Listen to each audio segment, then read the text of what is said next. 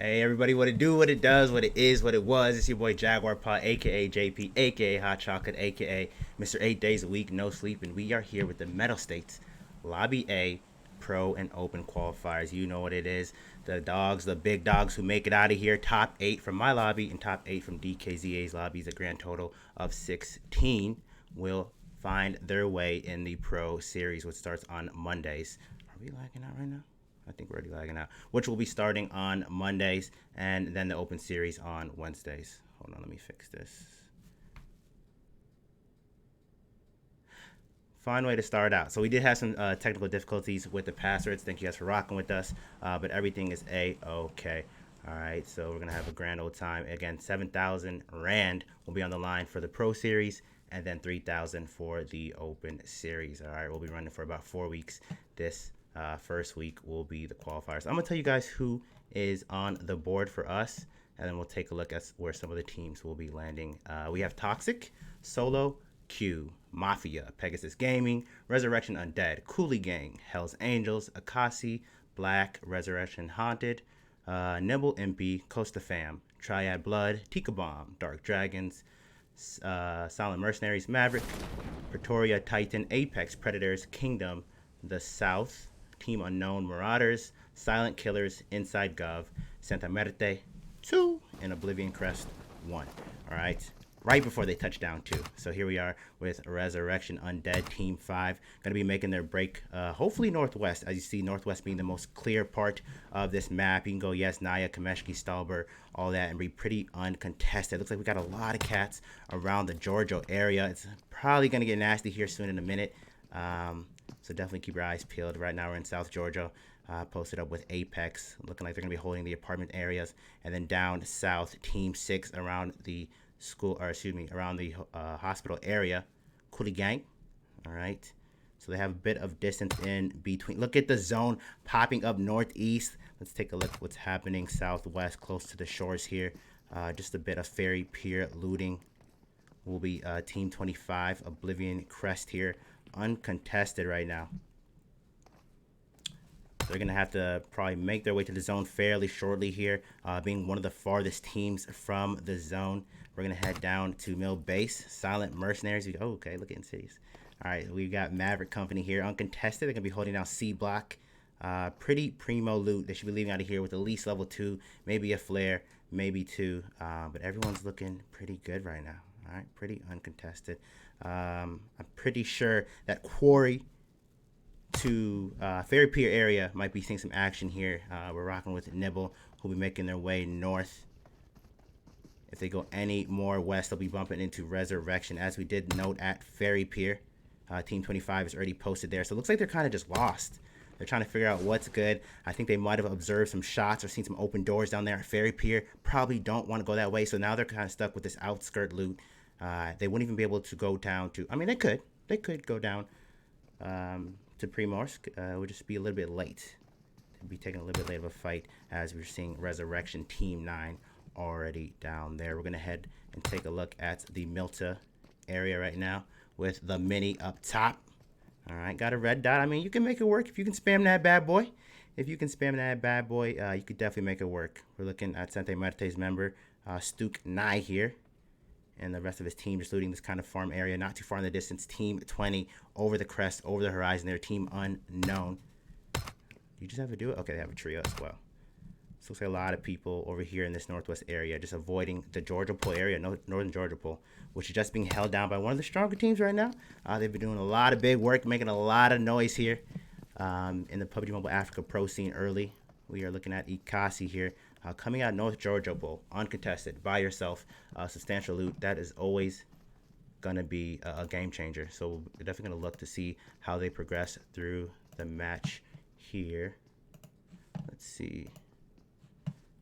All right, make sure the stream is good.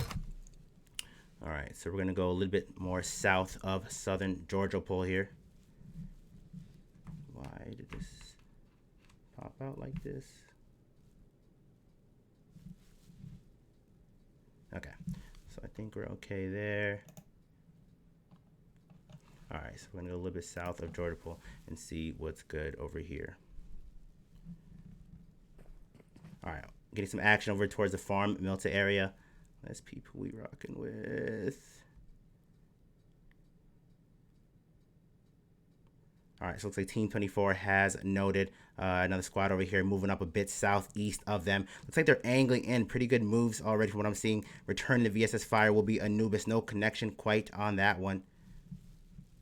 Why is it glitching out? All right, sorry about this, guys. This does not want to connect at all. Okay, so there it is, returning some fire there with the AK spread. Looks like they got him kind of pinched down there. Just going to strafe in and out of connection will be Reaper. We're going to go move up and take a look what they're rocking with. Already have the knock here on Stuknai. Stuknai was one of the first guys here. He was peeking out of that shed there and got caught slipping. Another one got caught slipping in the open way right there.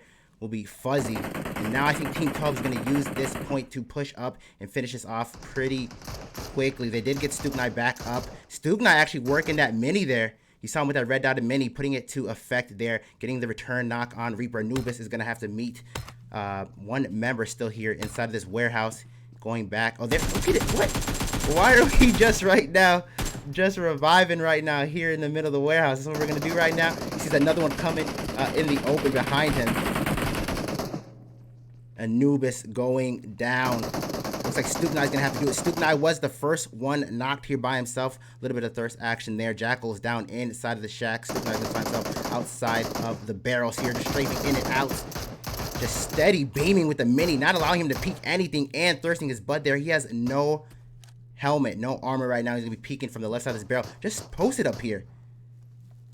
I don't know what he was quite thinking. He had his whole body out, didn't peek at all. So they did lose a substantial amount of players, but Team 12 actually coming out on top there. Actually, wow. So Triad Blood coming out on top there with half of their squad. A little bit of a Pyrrhic victory. They did lose a substantial amount of players early on, so that's not going to look too good as they progress into the later ends of this game. Let's go take a look southeast outside of the zone. All right, you guys, make sure you hit up the Mettlestate website, guys.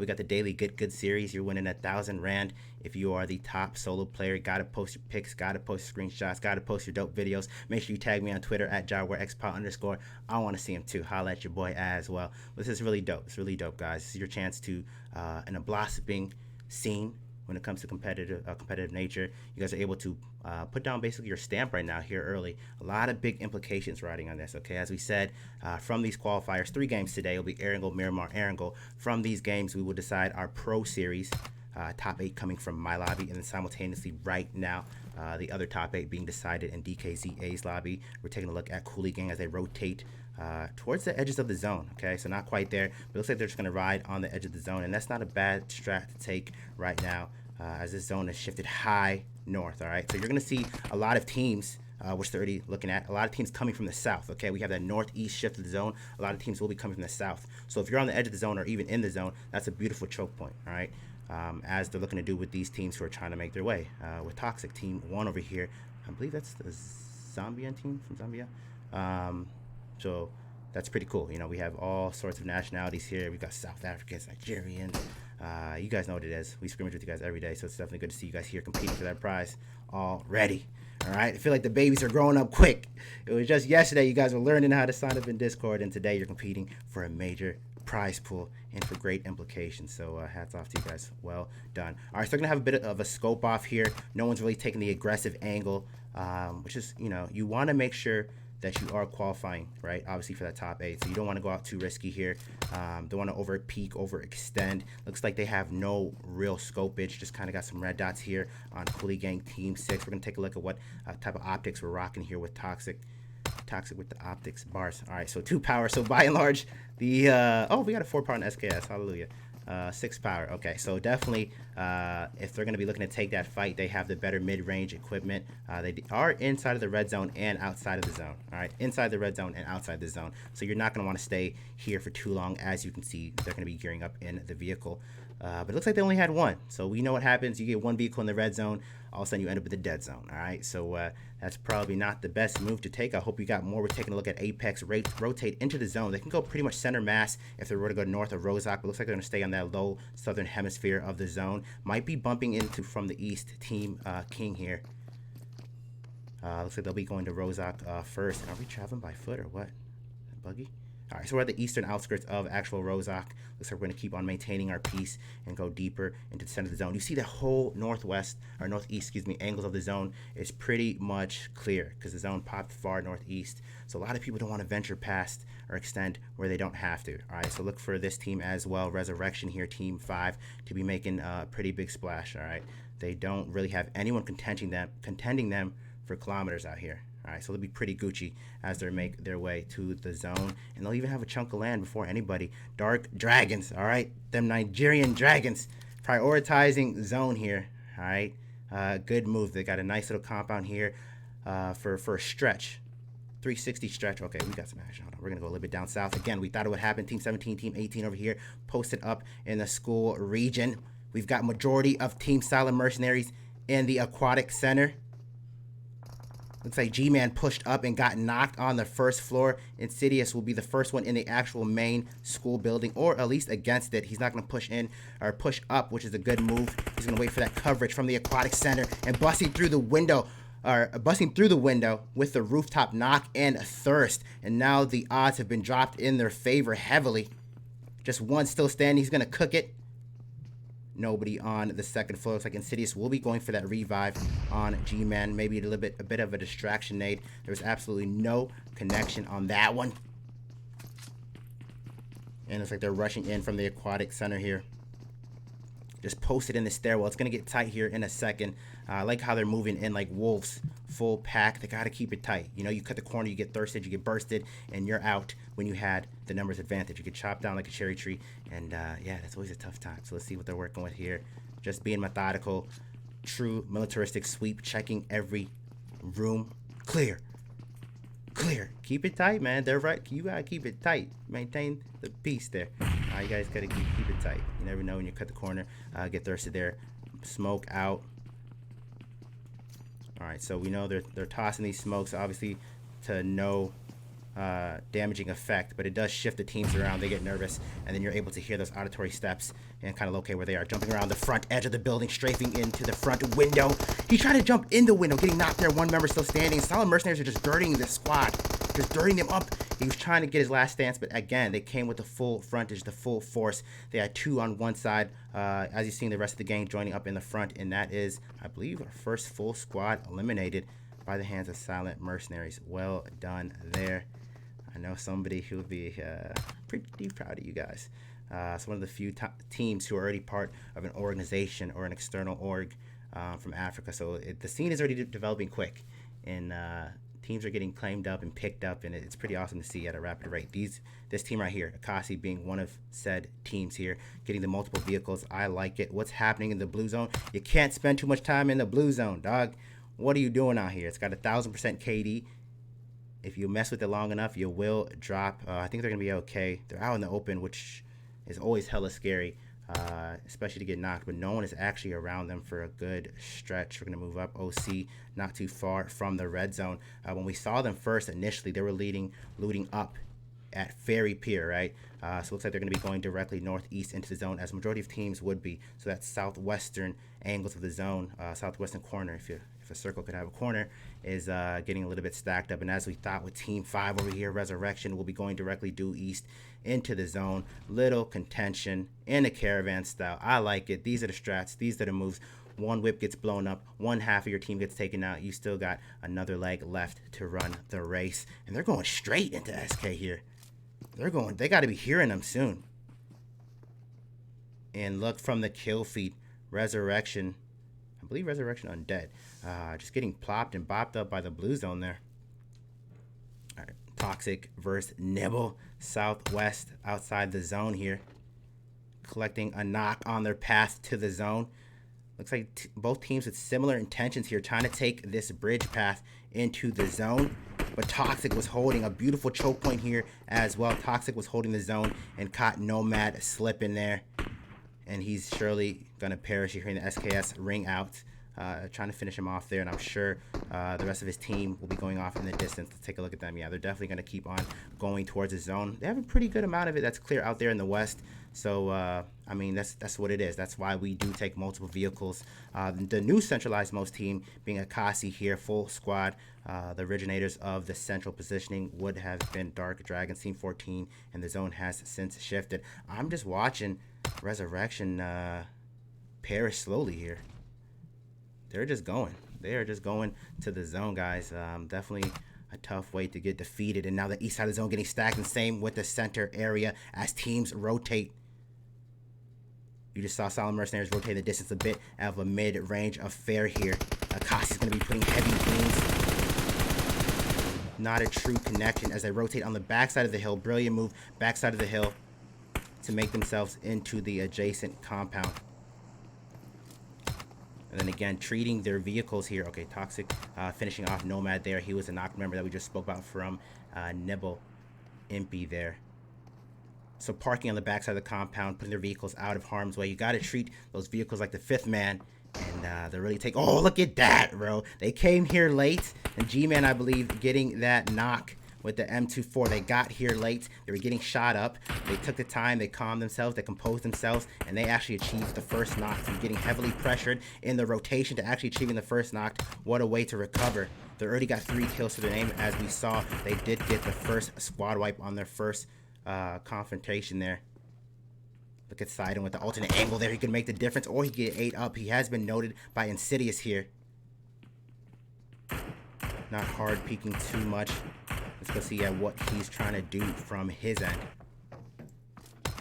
He's thinking the same thing. Protect the vehicles, smoking his angle there, and he's going to peek out from the left every once in a while. He doesn't have the mid-range, long-range utility that we just saw Insidious with. He did have that K9 4 power. See? He doesn't have it.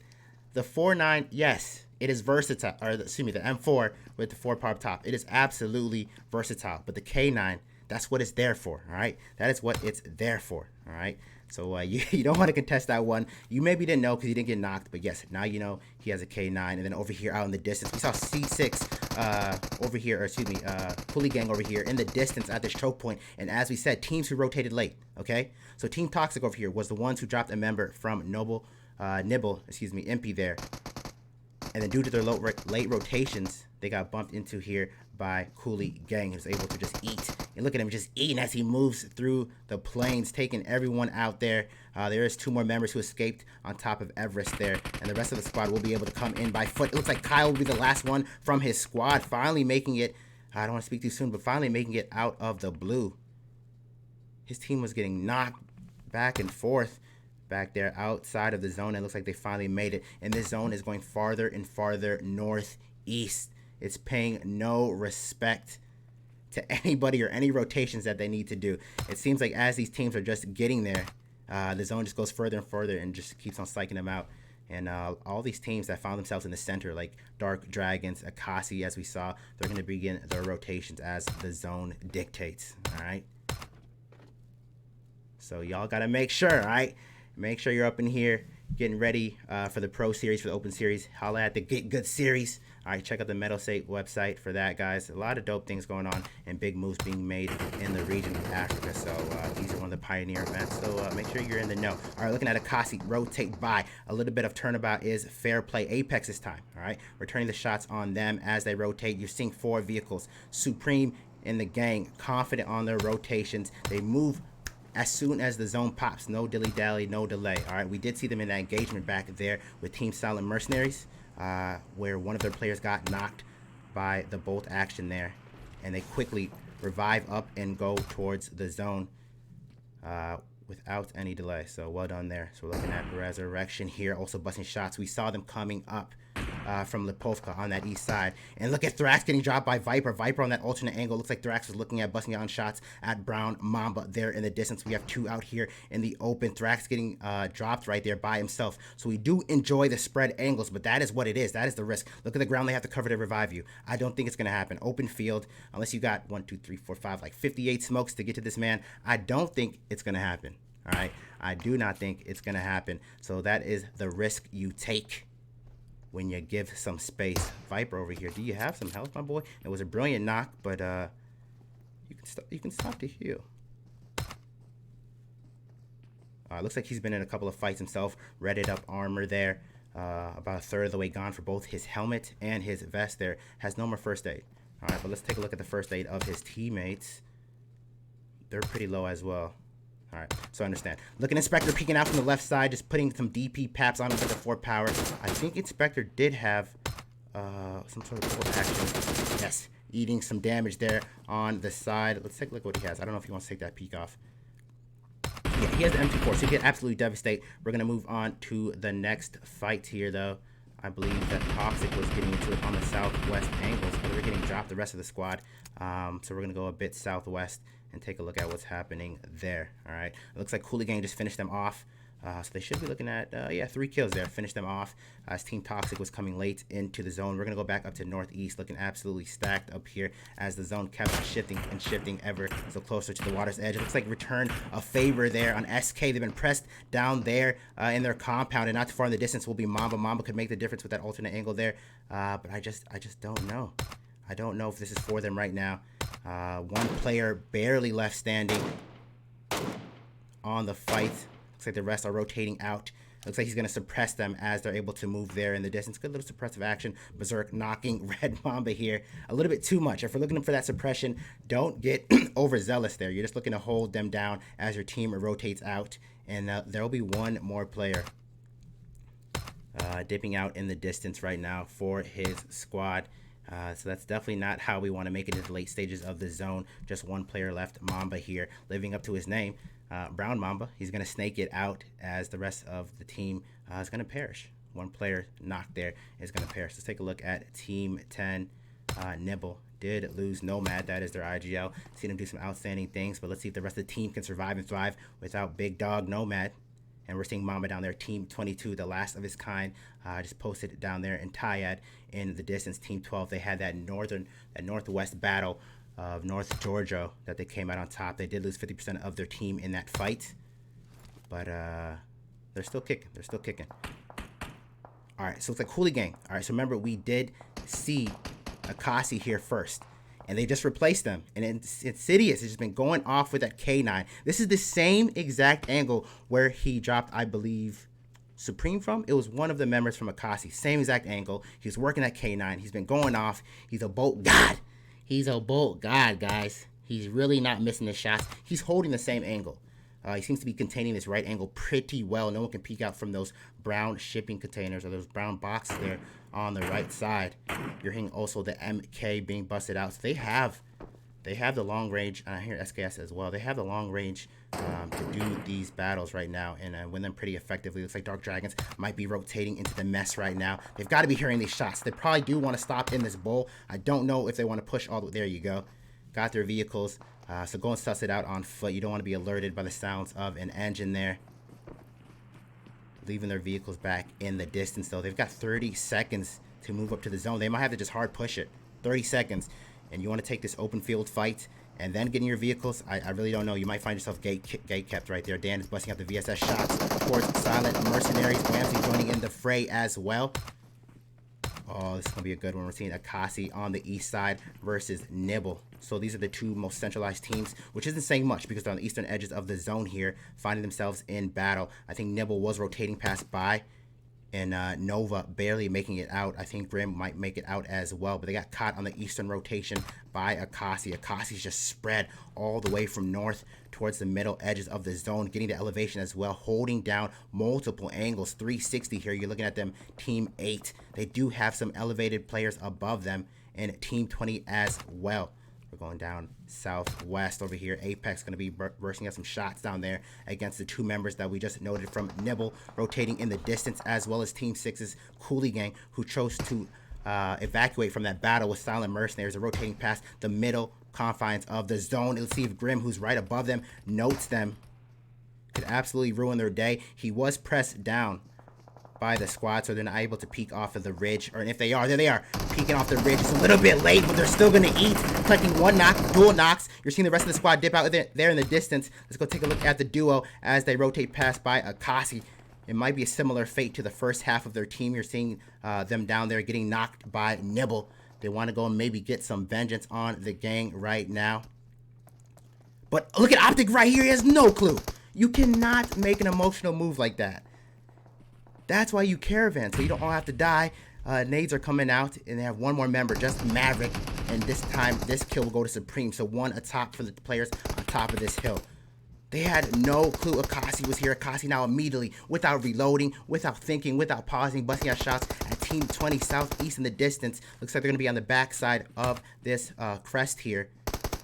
And not going to overly extend. They're going to be dropping down as well, trying to rotate and flank under. They've got multiple degrees of coverage as well. Look at the vehicle, almost gone.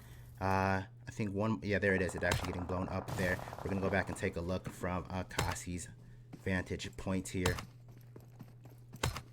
Absolutely nasty. So this Akasi team, this is what they do.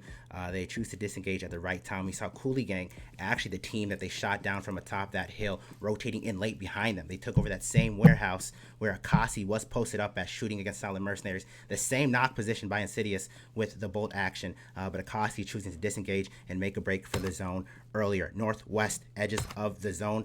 Dark Dragons, everybody's here. Dark Dragons here, busting down shots and getting knocked upon. Look at Nova's health. He's got, okay, I was like, if he takes Dan, we would have to have a discussion if he dropped you. He had like no health left. We're going to go back up on top of this hill, this King of the Hill battle. And Team 20's been holding it down pretty well, okay? They haven't had too many knocks or kills, as you're seeing from the current amount of kills. And as I give them their praises, it doesn't matter to Akasi. If you're elevated above them, if you got 4 players, if you got 8 players, they're going to push up with aggression. And most of the times, the way they maneuver, it just calls for a victory. Dita going back down and just hopping. It just doesn't matter. Zach's catching him immediately. Complete focus. Okay, they're fighting their way uphill. This is literally a metaphor. You're doing an uphill battle, but it's not supposed to happen like this. They're absolutely devastating Team 20 from the eastern edge of the zone. My man has no helmet, but he also has no fear, okay? Just full-on peeking and collecting the knock on Noxy. That's ironic. Connecting the knock on Noxy. Sidon does go down. That might change his aggression, okay? He's going to find himself being the last member on this immediate engagement. He does have 2 more behind him, but you heard the shots now pausing, okay? So even though he doesn't get knocked, that just definitely changes the psychology of his battle. He felt good holding on this angle. They're not contained from this left side, but now he does have to continue spraying to suppress them from pushing up. And the rest of his team is now here. He gets knocked. That definitely changes the complexion of that battle. That one small mistake could definitely turn things around. They're in the blue zone, Team 20 dying out there. And they might rather die to the zone than by this squad here. They're barely making it in, but they're getting dusted and knocked as they venture ever so forward. Looks like Silent Mercenaries getting 8 up down there. Team 15, they're holding down their compound. We're going to watch this one from the kill feed. Insane is the last one from his team. Half of this compound in the zone, half the compound in the blue. You got to do what you got to do, all right? They're literally in the edge of this compound, healing it up, looking like church rats in the corner, just begging for mercy, eating their cheese, licking their wounds. But they're in the safety of the zone. They're going to have to come out here in the open. They've got one UAZ, brightly colored though, and they're going to have to drive out here in this open area and uphill as teams have already beat them for an elevated prime positioning point. It looks like Team 25 will be pushing up forward here. DC here, OC will be pushing up. Yamp at the immediate rock. Smashy joining him. And they're going to smoke their ways right into this squad. We're going back up northwest edge of the zone. Dark Dragons, after dealing with Nibble there, are now rotating into their next venture versus Akasi here. These 2 teams very familiar with each other. Probably scrimmage out of 5 weekdays, maybe like 3 days a week. Majority of their days they're scrimmaging versus each other, so they're very familiar with each other. And I'm not sure if they want to take it. Looks like Dark Dragons getting 8 up, especially Whamsy over there. They left Sidon up top on the hilltop, while the other 2 in Zax and Optic went for the zone. Brilliant maneuvering, just suppressing this team. Whamsy throwing out the smoke so he can move forward with the rest of his gang. Sheck West also thinking something similar and moving down into the edges of the zone. Top 5 here, guys. Insidious goes down from the kill feed. Top 5 here, all right? As we make our way, okay? Now top 4, DC. You probably shouldn't have pushed up on them. You did hear some shots here. You did see them in the smoke. But you saw the blue zone coming on you as well, and you got a bit greedy. Silent Mercenaries taken out as well in the blue zone, and one of them were taken out there by an Apex member. You're seeing Team 17 in the distance, but the blue zone did majority of that, okay? So actually the team you chased to the edge of the blue zone outlasted you. It's a pretty critical mistake. You, especially this late into the zone, you know it's heavy. You know the radiation is beating down on you. You don't want to chase somebody to the edge of the zone, do you? And they actually outlasted you for it. It's okay. It's what we're here to learn. Get better and don't do that again. Still with the full squad, okay, guys? They're up to 10 kills, full squad. Got the zone, got the elevation, got the angles, and they're just spraying down hell and high water against Apex. Junior might be able to make the difference as he wraps around the bottom edge of this zone. You know it's tough to prone it out. It's tough to snake on that bevel of the hill. You kind of get spotted out from an elevated standpoint. You kind of stick out. He's going through patches of grass as well. I don't think this will be as decent as a snake as he's thinking it will be, but who knows? And Supreme is eating up his teammates back there, but they did return a knock. We've got a clean 4v4, a knock versus knock scenario. More spread is Apex now, and Junior's gonna have to close that in. All right, it was a tough angle to probably hold in the beginning, but now he does give up on the angle after one of his teammates were knocked there in the center. You're seeing the revive occurring right now. Rolex finally healing back up. He does have a beautiful flank happening here. He's going to actually need to get in the zone from here. Probably doesn't want to take too many shots. It is not a flank of aggression, but a flank of necessity. He needs to get in there, just saying, I don't care what you need. I don't care what you need. You need to stay off of Akasi land. It really doesn't matter. They have the full zone. Not one player from Apex has breached the zone here, and I think Akasi wants to keep it that way, dropping Rolex, sending him back to the lobby. It is still, no, I was going to say 3 members standing. It is down to 2. They're getting dirty in the center. It might have been a low-key blessing that Junior wrapped around, but Supreme's going to be there on point, and that is it. Your first victors of our qualifying matches here for Mettlestate will be Akasi over here. It's Akasi Supreme. I believe this is black. This should be black. Yeah, okay. There's two Akasi teams. All right, guys. So I want to interview Supreme, okay? I'm always seeing this team do dope stuff. This is just a continuation of what they do. 8 math, 14 kills, okay? 14 kills, guys. Absolutely nasty. There wasn't many times when they didn't have the zone, not just because they were blessed with it, but they prioritized it. They literally, we watched a player get knocked, right? From the K9, from Silent Mercenary, from the bolt action. By the time I was able to leave, maybe within 10 seconds, they had him revived, and they were taking over the centermost position in the zone to top that hill. That just shows you priority of zone is key, and they were able to dominate and flex from that angle. It's a lot easier to be aggressive, obviously, when you're elevated, but when you have the zone and you're spraying 360 from all angles and just containing. Apex did a good job of trying to fight. Good idea to flank around, but Akasi was just watching like hawks, and they saw all your external flanks before you were able to productively have an angle and get a knock from there. But still, 3 kills, second place. That's really good. That's really good. Dark Dragons, again, coming in from that northwest edge of the zone. They had it pretty clear for a while.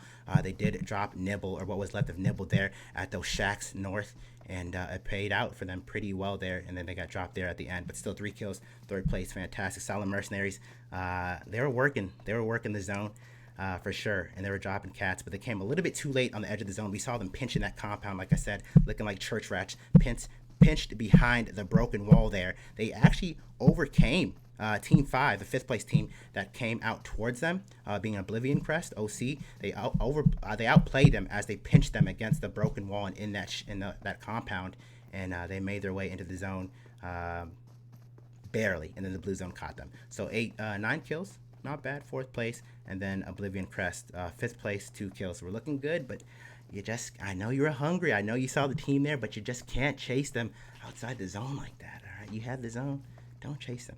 All right, I'm going to get the rest of these kills on stream just in case things happen.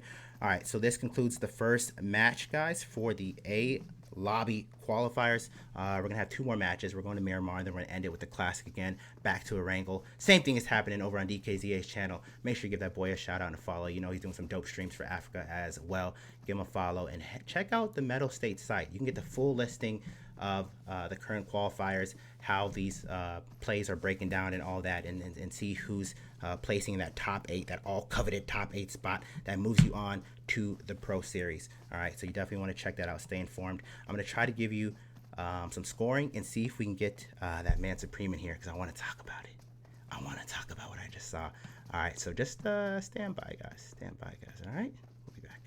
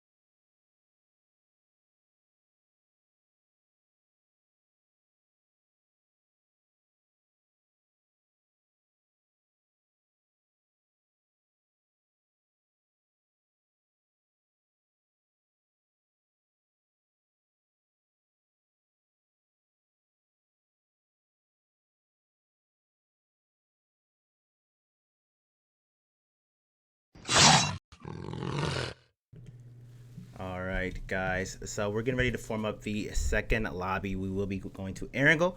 I am here, but I'm not here by myself.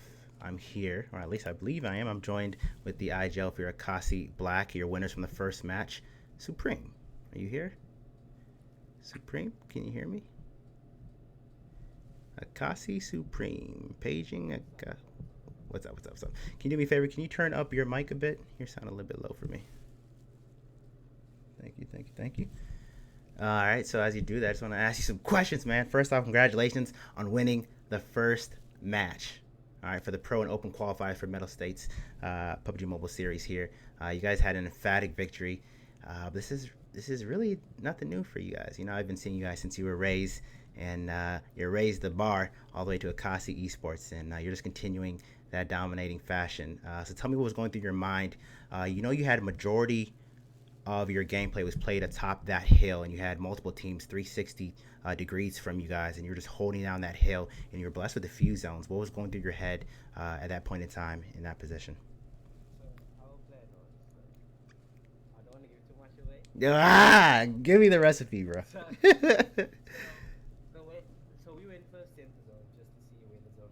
Okay.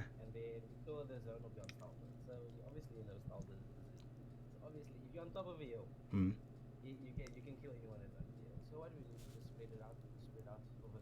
Mm-hmm. Mm-hmm.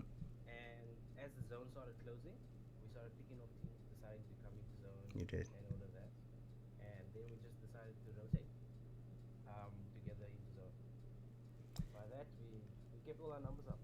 You really did. And I don't know what you guys were knocked maybe like twice or three times after multiple engagements. You had less knocks than you had engagement, which is crazy. So not only were you winning your battles, but you were winning them emphatically. That you know what I mean, you weren't even getting knocked.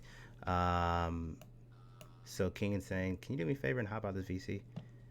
Obviously, we're having an interview here. All right, let's go down to. Thank you, sir. I appreciate that. We need some private channels in here. This is Supreme's time. Okay, this is Supreme's time. All right, so you noticed something interesting. You said we had the elevation at one point, so it's easier to take down all those teams that are underneath us, right? That is not a given, because you actually came from beneath the hill and took over that hilltop from, I believe, Team 20. I forgot who it was, but Team 20, right?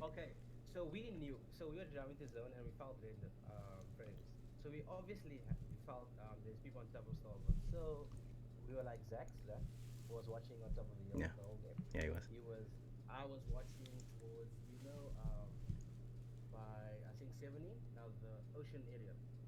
Like northwest from where you were. Yep. Mm.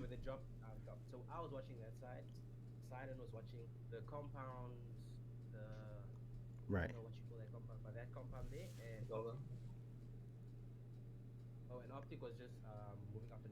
Right. Right.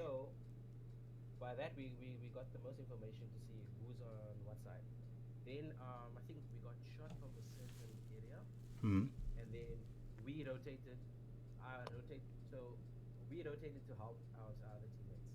Mm. Yeah, you guys are. You guys are.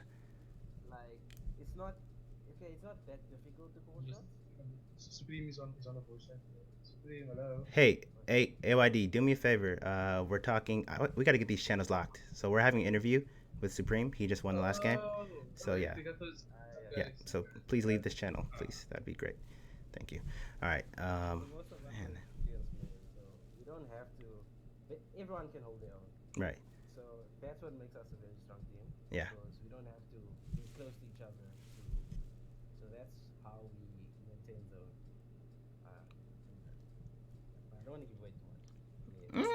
I'm seeing, and I'm seeing it definitely. Yeah, I see you guys. It's pretty bold. It works if you can work it. All right, it works if you can work it. I noted, a couple of spreads there. I said it a few times, 360-degree coverage for you guys on top of your elevated angles, and not everyone can do it. You literally took over that mountain from a team who failed to do it. No offense, but they failed to do it. So it's the right strat, but it has to be the right team employing it. You know what I mean? And you guys like for different teams, obviously different teams have different stats that suit their ability. Hmm. So one thing about us, we have a lot of different strategies that we use Yeah, because we all, like I said, experienced and we're all good enough to like implement all the stats. for sure, without doubt. So Yeah. so that's what makes game. So in different situations, obviously, like you obviously a professional player, you're very experienced. Yeah. Um, Yeah. the omelet days when you were still a beginner. Back in my day, back in my days, I'm talking about. I know you. You know my history. Look at you. You're gonna interview me next time, bro. You know. You know. But like I said, yeah. So obviously, if you have experience, then you can build on the basics of the For game. sure, for sure. And that's what esports and sports in general is all about. So I'm really glad you guys are looking at that kind of from that professional angle, and that sets you ahead of the pack for miles. So last thing, I think we'll be getting started fairly soon here. Looking like we're coming into the lobby with about the same amount of players as we did with the first game. You're in your slot first off, right? You're good. I don't want Yep. to. Okay, I don't want to be the reason why you don't get to play. Now I'm on my Okay, team. because I'm not getting in trouble. But great. Okay, so you did mention that you rotated the zone quickly. All right. So that is not easy to do. People are like, yeah, just rotate quickly. But when you're in the middle of an engagement or someone's shooting you at the back and you got to kind of take that fight. Sometimes you have to finish it and finish it quickly to get that priority in zone. And I was noting a fight which you guys took versus Silent Mercenaries. You were kind of losing the battle. Insidious got a knock on one of your players. I remember he Yeah. told them don't peek, don't Yep, peek. Don't and peek he behind me. peeked, and then he hit him. I was saying, I was like, "Come on, man, M4 versus K9s." I don't know, but yeah. Yeah, So, but but obviously in tournaments you have to prioritize yeah, different things, you right? got to. So And it's funny it's because, not sorry, go ahead. if your player is not just picking up, Yeah, don't do don't that. try to avenge him. My brother, no, it can't be emotional. But it's funny because I was saying you guys were at that same warehouse. You guys left immediately as soon as you got the resurrection or the revive there. You left and went to Yeah, zone, zone moved, and then we're like, and no, you're like, this and you is guys popped with the the zone. battle of the whole thing. Yep. And then another team, actually Cooley Gang, came in behind you, Yeah, they and were trying to. yep, and they actually took over that same spot, and we saw them lose at the same angles, the same fight, literally knocked the same place where you guys suffered your knock from, and they kind of got devastated there as they made their way in the zone. And I was like, literally, look, see, if Akasi didn't prioritize zone like a smart team should, this would have been them. So it was really cool to see the contrast of how it worked successfully and then how it didn't work. So really great job there, man. Really great job there. All right, man. I'm gonna let you go and rally your team as you seem to be doing so. Well done being one of the top teams right now, man. And hopefully we see you in another interview. All right. Hey, thanks, All brother. right, brother. Good luck.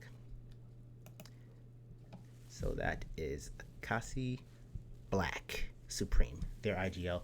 Great guy. You're seeing before we went to that interview, you're seeing the intermittent scoring. All right, so this is live scoring.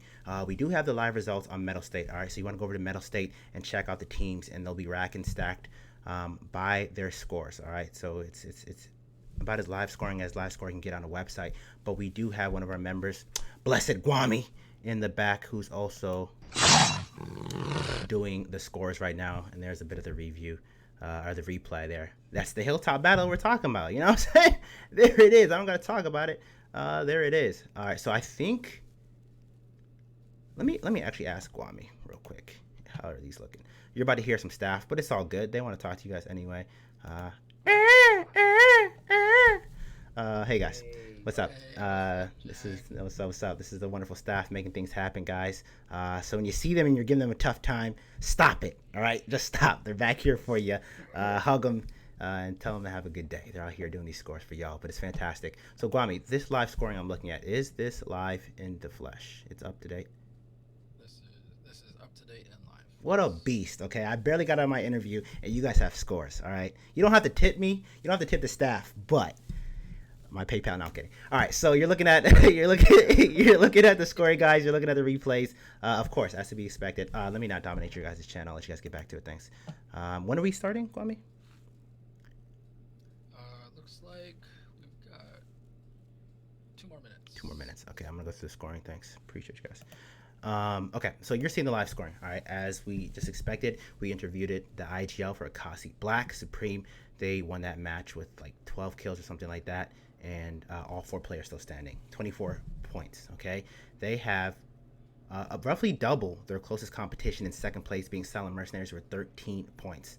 If that is not a statement, I don't know what is. All right, Silent Mercenaries, that was the team that actually achieved one of the few knocks on them. We were just speaking about it at that compound where Insidious, or Quinn, aka Quinn, got the knock on one of their members. 13 points for them, strong team as well.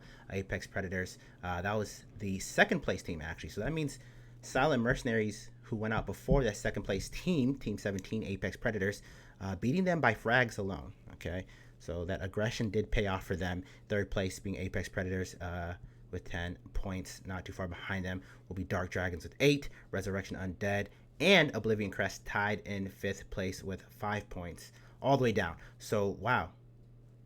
Look how many ties there are for top 8. But again, this is just the first set of scores. We have 2 more games for you guys, so don't go nowhere. We got a whole lot more coming down the pipeline, but this is your intermittent scoring. Take a look at it. Observe the replays and throw it up in the chats. Let me know who you're rocking with. Let me know who you think's gonna win, and tell me why, guys. All right, I'm gonna go back and get ready to start the next match. Next time you see me, will be on the plane. All right, guys, stay tuned.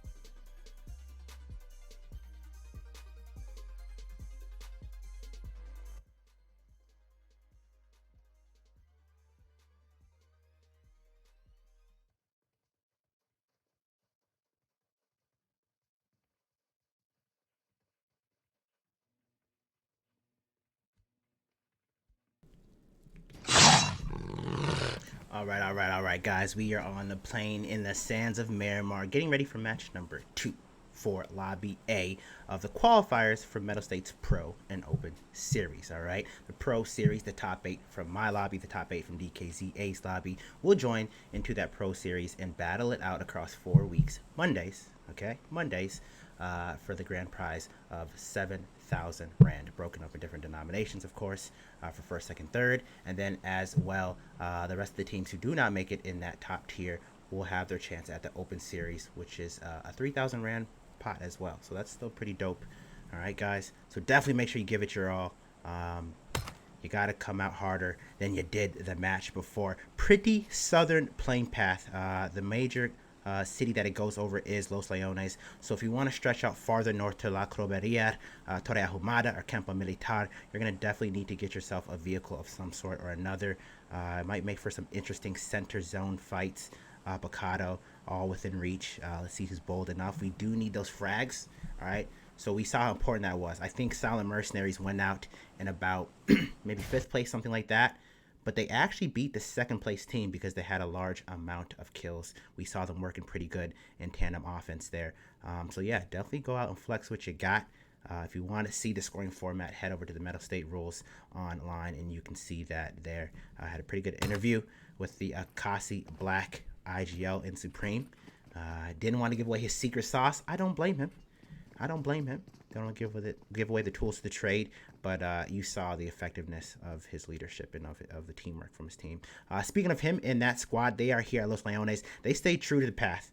Kings as well here. They stay true to the path, the flight path, and hit the major city that we're talking about, Los Leones here, occupying south across the street, and the north belonging to Ikasi Black there. If AYD over here strays too far, he's going to find himself in some dire straits. And then there it is. We're talking about that high fragging team, Silent Mercenaries, already collecting the first knock and I believe kill of this game here. Looking at the OC here, not too far in the distance will be Dark Dragons. Mercury pushing up, getting dropped immediately. Insidious looks like he has nothing, trying to make his way inside from the window. Looks like we're having a bit of a peek off there. You just saw Wickless hopping out there. Gonna go prone on, man, you should drop a nade right here. Look, he's waiting. Look at Shockwave waiting for you. If you even sneeze, I don't know what gun you have, but man. Oh, the gas can. Damn, what is, like, you just trapped yourself out here. Really, there's not much he can do. You guys could, like, pin him down and push. Bro, what a bless that the gas can was actually here. You don't really get that many chances in competitive play to damage somebody by the gas can. So good job, Shockwave. That's going to be on your highlight reel. All right, so now they're pushing. Well, he did have some bandages there. He was blessed, and he was able to heal up and getting shot down. Shockwave finishing what he started, chasing him, and actually before he was able to escape through the window, dropped him in midair. He was smoke before he touched the ground. Absolutely nasty there. All right, so a lot of these teams that were in this distance kind of did back up a bit. All right, Team Unknown here did not back up too far. Team 20, they're still here in the distance. But you're seeing Team 14 venture off northwest. That orange team kind of getting out of the fray. Look at Ditto. Look at Ditto on the corner. He had no clue. He had no clue that he's pushing up, and he just knocked Noxy there. Ditto could have dropped G-Man here. The rest of the team coming on a similar angle. Ditto is going to hunker down with the squad inside of one building. Mac Monade here. Looks like he's going to be shifting around as well. They should be having some substantial loot. All right, so while this team, Silent Mercenaries, were fighting, this team should have been looting. They are down a player. One player by knock and one player only coming in with 3. So they are definitely at a disadvantage when it comes to the numbers game. But they had substantial amount of time to loot, but they're just getting outshot here and out-angled. You're definitely seeing the work of a well-strategized and well-oiled machine here. Looks like we'll be strafing in and out of coverage there. Looks like they're being a bit indecisive. He probably should have took the fight or left from the fight. Looks like we're running back and forth here. Yeah, if you're going to fall back, that's not a bad option. You lost half your squad. Fall back. But you just got to make it a decisive and clear point here. And I think they're going to dip out in the distance now. Ditto has been finished there. And it is just Mende crossing the street now. Okay, so he's joined up with his last player, and I think they'll be out of vantage point, not too far from them. Will be Team 12 over here across the street as well. So let's take a look at what they're rocking with. I'm sure they're going to be sussing out what's happening in the center of Los Leones. Or not the center anymore, kind of on the outskirts. They'll be trying to suss out what happened. They heard the shots. And the shot's still ringing out. It looks like Silent Mercenaries are trying to catch those angles still as there they are with the 6-power Shockwave over here. Did get that dope kill outside of the window after he gave that man 3rd-degree burns on the balcony. You know what I'm saying? I had to send him to the trauma unit. It was absolutely fire. And they're just going to suss it out, make sure they're gone, and stay gone. Team 12 could surprise them as they sweep in from the eastern outskirts. Could absolutely surprise them here. But I think we're going to hold down strong central control here. It's going to belong to Silent Mercenaries. Already with 5 kills, guys. Look at this conglomerate of teams. We've got Apex here, your 3rd place team overall. finishing in second place last match, but third place overall. Toxic, also a pretty aggressive team. You see them holding down multiple angles. They're normally pretty good at it. They just got caught. They got caught twice in the same rotation, just at different levels of the rotation in the previous map on Erangel, and that's how they got dropped early. Normally, you'll see them finish all the way out to the end, get a top 5, top 3 performance. That's normally their MO, but because of their late rotations in that hard shift we saw on the first map going all the way northeast, they got gate kept twice outside the zone, and unfortunately that was it for them. Looks like Camper right here will be on top of Raji. Literally on top of him. He's right above him. I don't know if he made too much noise moving around. Yeah, Rogi, you're not just crouching for no reason. He's not just crouching because it's good for his health. It might be good for his health, actually. He knows somebody is at top here. Is somebody camping up here? Because his name is Camper. Oh my gosh. Comedy hour. I'm a beast. All right, so Camper's going to be dancing around, but he has backup. You got to hear more footsteps in the sand crunching around. Hopefully your team can close the distance as swiftly as they have. They've got 3 on your immediate, and 1, it looks like Lag a lot over there in the distance, was providing overwatch atop his building. And his coverage has come. He's got 1 in the bowl there, spreading heavy shots there on Camper. Dual knocks. J9 making the difference, okay, in this bowl, making his presence known at the right time. Let's take a look at how Raji moves up, dropping Deuce there by himself. So the Overwatch, or the last member standing now, no longer an Overwatch, and Lag a lot.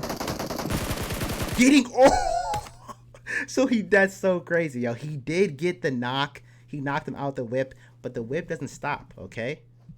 What is that law? Let me see if I can get scientific. An object in motion will stay in motion. All right, an object at rest will stay at rest until acted on by an equal opposing force. What can I say? All right, you know what I'm saying? All right, so what I'm trying to say is the buggy kept moving, okay? You shot him out the whip, but the buggy's going to keep moving, all right? Is that Newton's law? Theory of relativity? I don't know, but somebody theorized it, and it's right. We just saw it, okay? That's all I know. I'm just a caster here. I'm not your chemistry teacher or whatever. Okay, anyways, all right, so we have Silent Mercenaries over here at Northwest full squad still, and it looks like TYD has made their presence deeper into this city here, all right? They are on a bit of a split, a 3-1 here, while Silent Mercenaries sticking true to the buddy system, 2-2, and that might prove effective as they press up against Ozone being the first. Look at Anubis coming through on that cross angle and just sussing it out, looking for the hard piece. Oh, your whole body's in the window? Your whole body's in the window. I called it before you got knocked. You got to peek, my brother. Your whole body was in the window. Come on. So Anubis is going to be stuck here by himself. He had you for the Overwatch, and it's not looking good. I think they're going to chop you down 1 by 1. Silent Mercenaries are just eking today, boy. Whole body in the window, guys. Listen to me. We're going to have to talk after this. Get your bodies out the window. All right. Sarfaz is now by themselves. Oh, my God. Nice nade there, finishing off that member he was trying to revive. He's lucky it wasn't him. He's lucky it wasn't him. You're the last player standing, and he's going to nade the stairway and just hope for the hope. Multiple nades out there. And a smoke. He's throwing everything he has, man. Like, I feel you, brother. I definitely do feel you. But this is Silent Mercenaries here, and it's just not looking like a good time. All right, so those nades used for naught.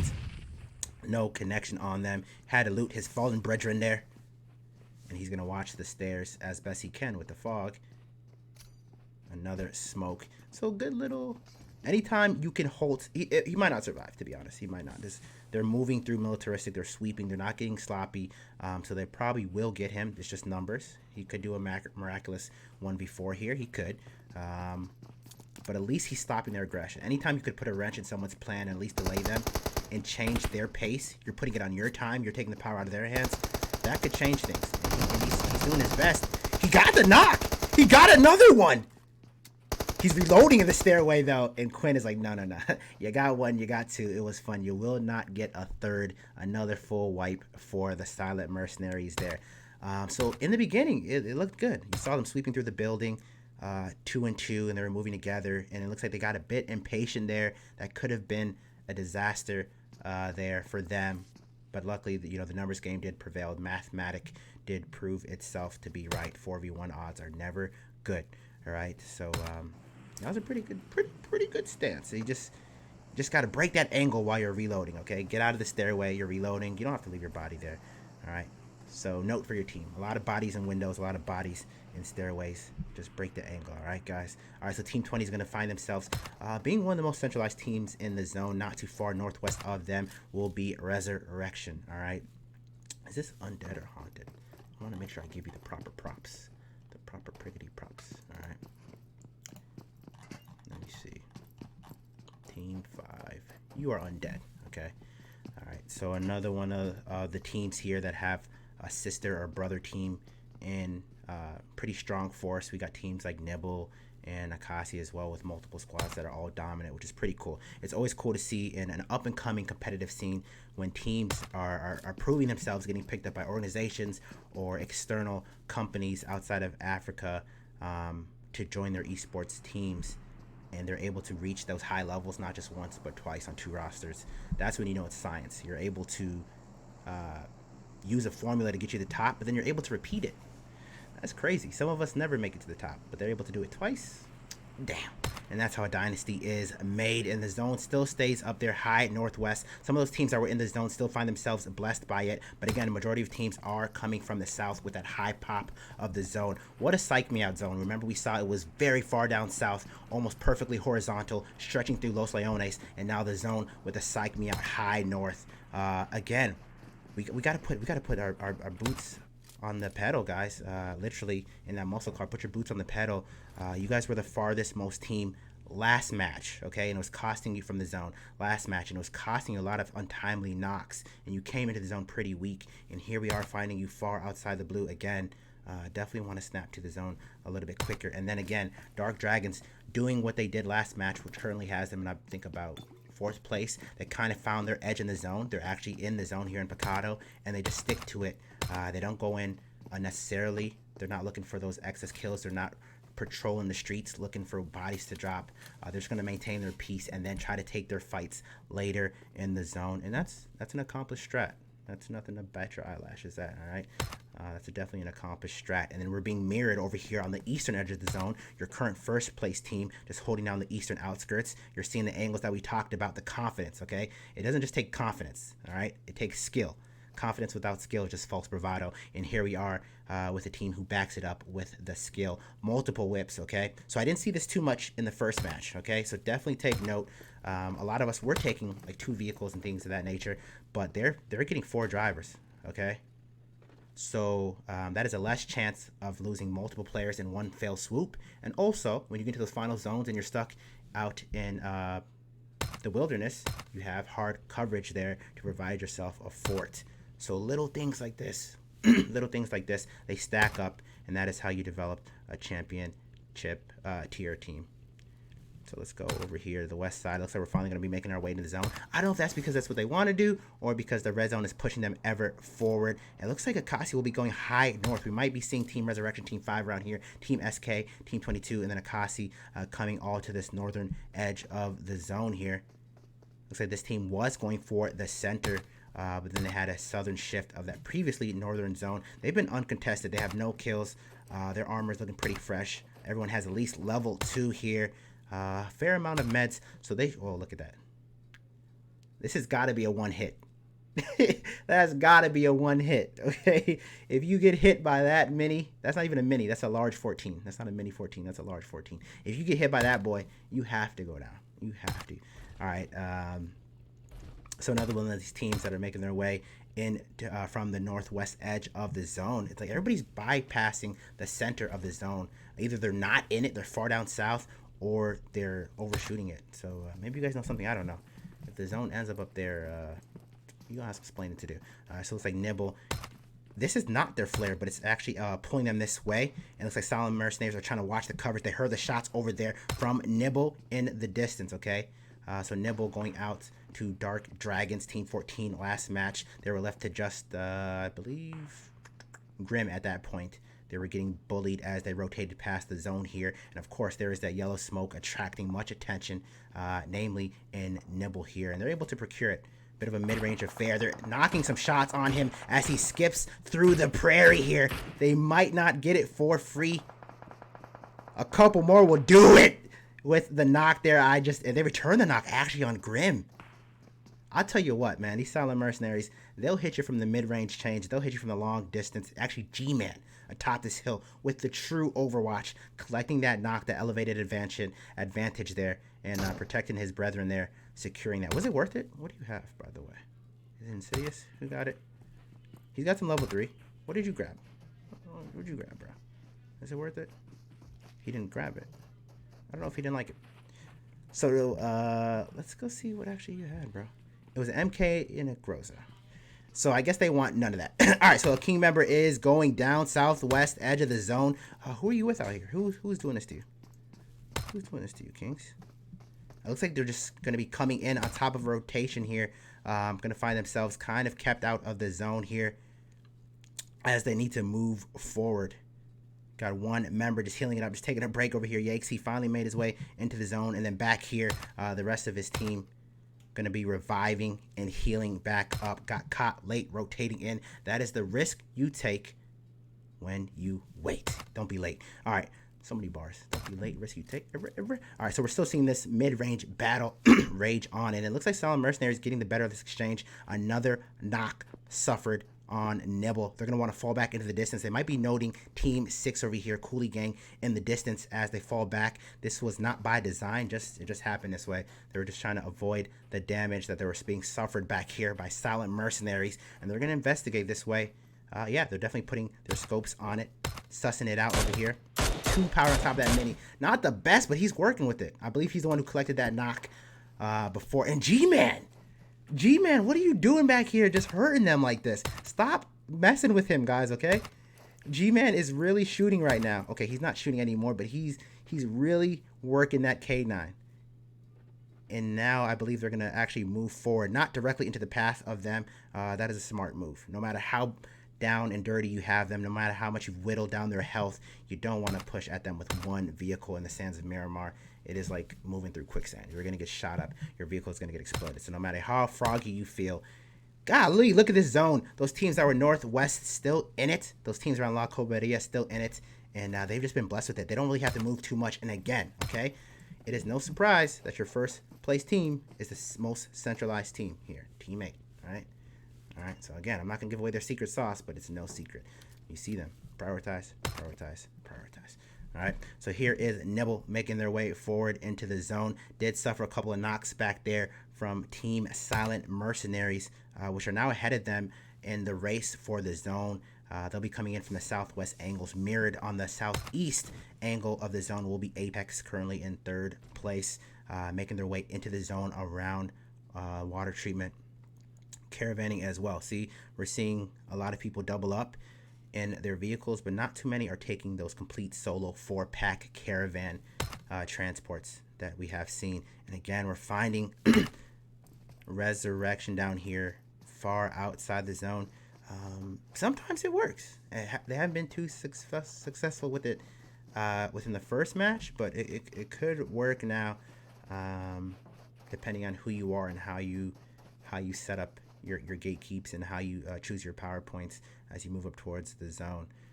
So you definitely have to be calculated with it. You can't just stumble upon it if you want to use it as your strat. But if you got it, and if you like it, then I love it. All right, I'm not mad at it. All right, so we're gonna go over. I mean, they're gonna be rotating on top of them pretty quickly. Kings and Coolie Gang just still hanging down south. Not really prioritizing zone. It'll be tough to come in, not just against teams who are already there, but you're seeing parallel rotations. Like these 2 players are not on the same team. They're trying to make it in. So you're going to have a funnel of teams trying to make it up north into the zone, down south here. Super spread from your team. I don't think Maverick will note that you're here. Maverick is just trying to push his way forward into the zone. And I believe this is the muscle car that the Kings got knocked out of. And he's going to take it. Okay, so AYD is up there by himself. The rest of his team did push up. They should note, they should be close enough to hear the footsteps. And look at the blue zone on them. Oh, if he gets on this bike, Maverick, you've got to bust these shots from the blue. I know you're in the blue, but you got vehicles. Come on. Oh, man, you got to steady that recoil. I know it was tough. He finally did get a knock, but you could have ate them all up there. They're covering his back. Will be Titan, knocking him back down. And AYD is still on top of this crest by himself in the blue. So like we said, all right. Well, he has no clue he's here. What are you looking at? What are you looking at? What are you actually looking at? You had no clue he's here, man. Oh, man. I don't know if you have sound glitch or not. All right, so we'll be strafing out, in and out. Vantage point. Beautiful strafe there. Pre-fire as well. No connection. The dumpster, it was in the way. Is that a smoke he just sent out? But still beautiful strafe as D's moves up. He's going to fall back. Not quite a connection there on the native. AYD just pushing up with strength and full force. He knew he beat him on the angle and stopped his strafing and just full spray to steady his focus there and collects the knock. He's going to do it all by himself. He has D's. He knows D's. Look at Wolf pushing up from the right side. He was distracted over here by AYD and Weekend as well, and then Wolf just easily cleaning up what was started there. And as we said, man, that late rotation will catch you. It will catch you. We're in the blue zone. We're not safe here by any means. We're in the blue zone, so they did win that engagement, but they're gonna come up into this new zone pretty weekend and pretty late.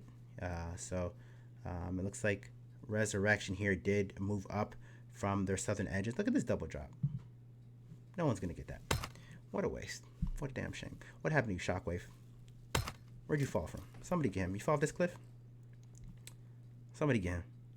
Somebody get your mans. Look at Quinn just looking down like, what happened? Oh, he fell back there. Okay. Quinn is not concerned. Insidious here. He's not he's not concerned. He's like, look, I gotta be a good soldier. I gotta stay on my post. I don't know what you're doing back there, but I'm gonna watch. I'm a sentry over here.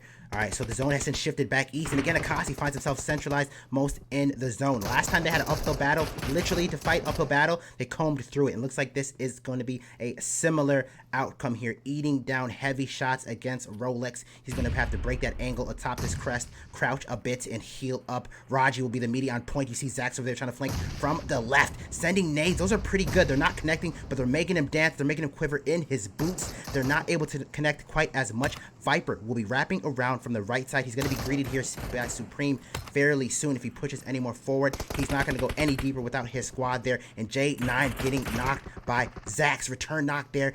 Move forward. Viper over here will be moving against them. Dropping. Nice drop on Optic. Sidon is back there underneath that bevel. Supreme might catch him here by his lonesome. Sidon's going to be able to go for that revive there on Zax as Viper swings around looking for the next knock. Good job to come with heavy pressure there, but it's just not enough. Supreme, you saw that crouch, that little change of levels got him out of a headshot range, and he actually won that battle, even though he was the second person to actually shoot there.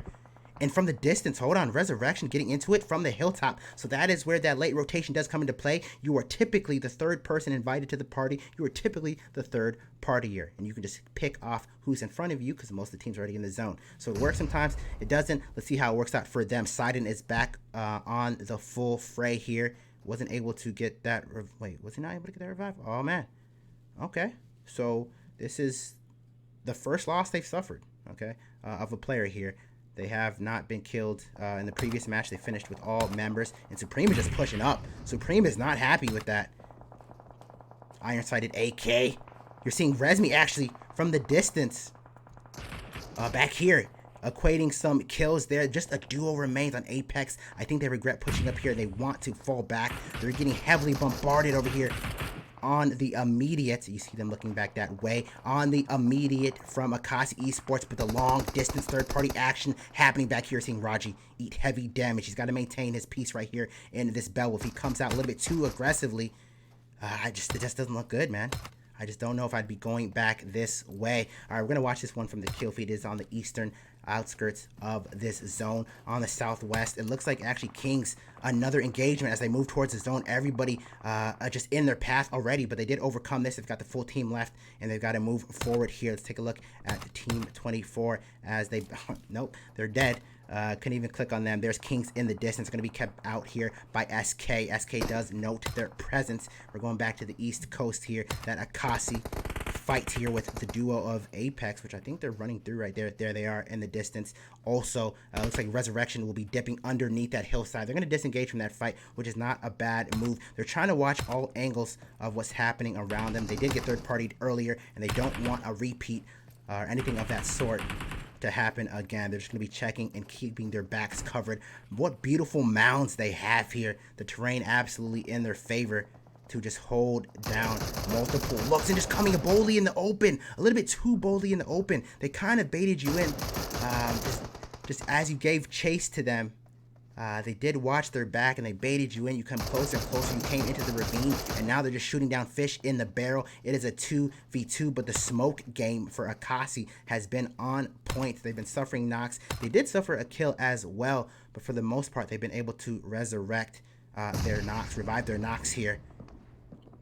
And you're seeing in the distance above this fight as well, Nibble versus Team SK there. And Rolex now getting dropped here. It is just Raji by himself. He's got 2 on the immediate. Who's going to win this uphill battle? And just immediately knocked down side and almost got knocked as well. But they come out on top with 3/4 of their squad and 2 total kills. Not looking as dominant as last match, but still here they are in the center of the zone, or centralized most team in the zone.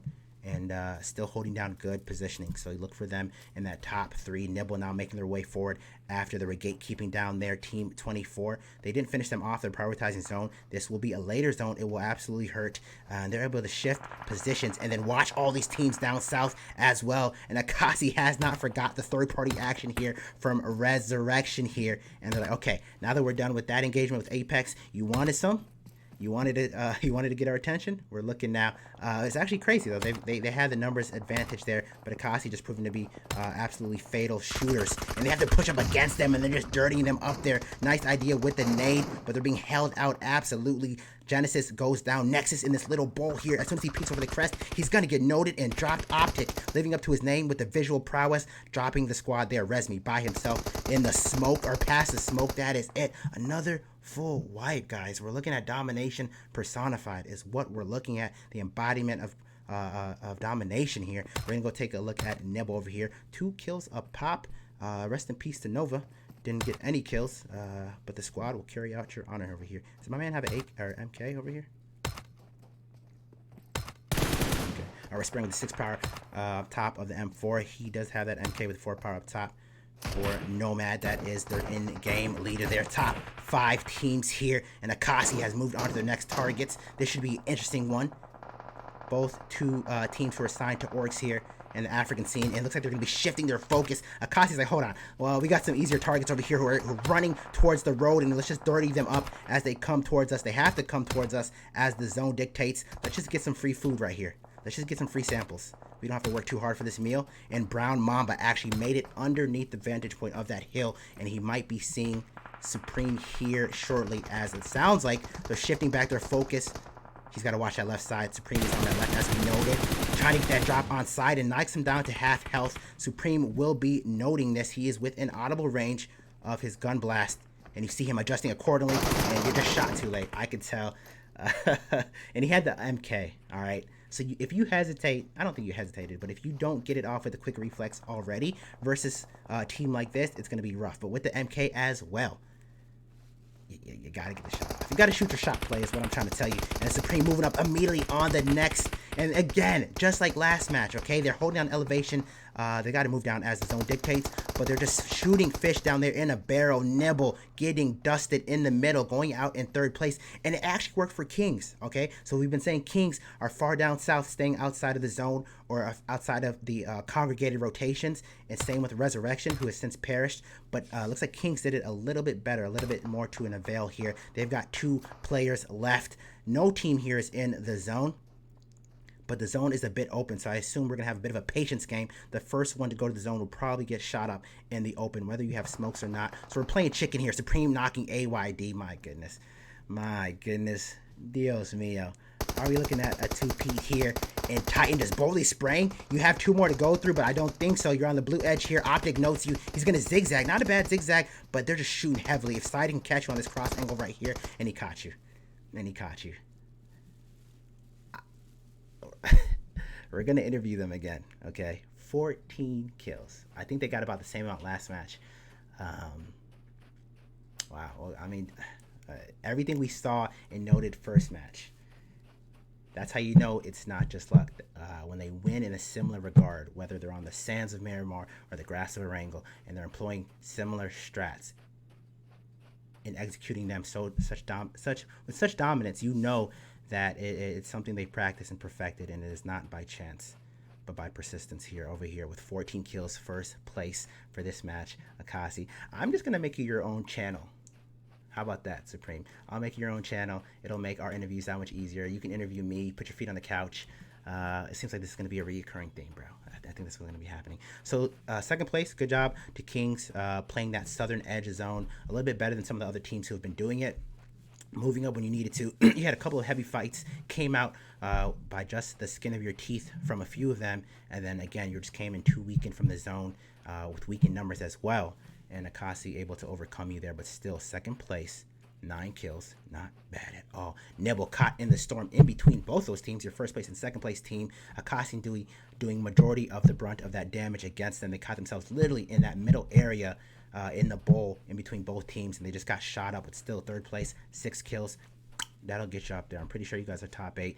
SK coming out, okay, fourth place, a lot better than they did last match. Okay, 1 kill, so well done there. And I like what Dark Dragons is doing. All right, I've seen them be aggressive. I know they have it in themselves. But they're kind of holding out edges of the zone. They find their plot of land and they hold it down. This is a qualifier, right? This is a qualifier. It is dope to flex your steel. It is dope to show what you've got. It is dope to show that your dominance and put the fear of God into people, but you're just trying to qualify. Maybe they come into the Pro Series and they just turn it up times 100 and slap everybody about, but they're just trying to make sure they make it, you know what I mean? So they're getting top 5, I think, twice now. So they should be up in the top 5 of the overall standings. We're going to take a look and see. We're going to go on a short intermission. Then in about a minute or two, we're going to see some of the live scoring as it's happening and a replay for the match. And we'll see if we can get a Kasi Black member to come back and get interviewed for the second time this series. Okay, this is the Open and Pro qualifiers for Mettlestate's PUBG Mobile African League here, guys. Some pretty big implications on the line. Those players who qualify top 8 from my lobby and top 8 from DK's lobby, which is happening right now at the same time, will move on to the Pro Series, which will be played in a league-style format over the next upcoming weeks on Mondays, okay? Those who do not have the chance to compete in the Open Series, right, on Wednesdays, okay? So there's a little bit of something here for everyone. Pros will be competing for that 7,000 Rand prize pool, the Open Series for that 3,000 Rand prize pool. Make sure you find yourself amongst the pros, and we will be back.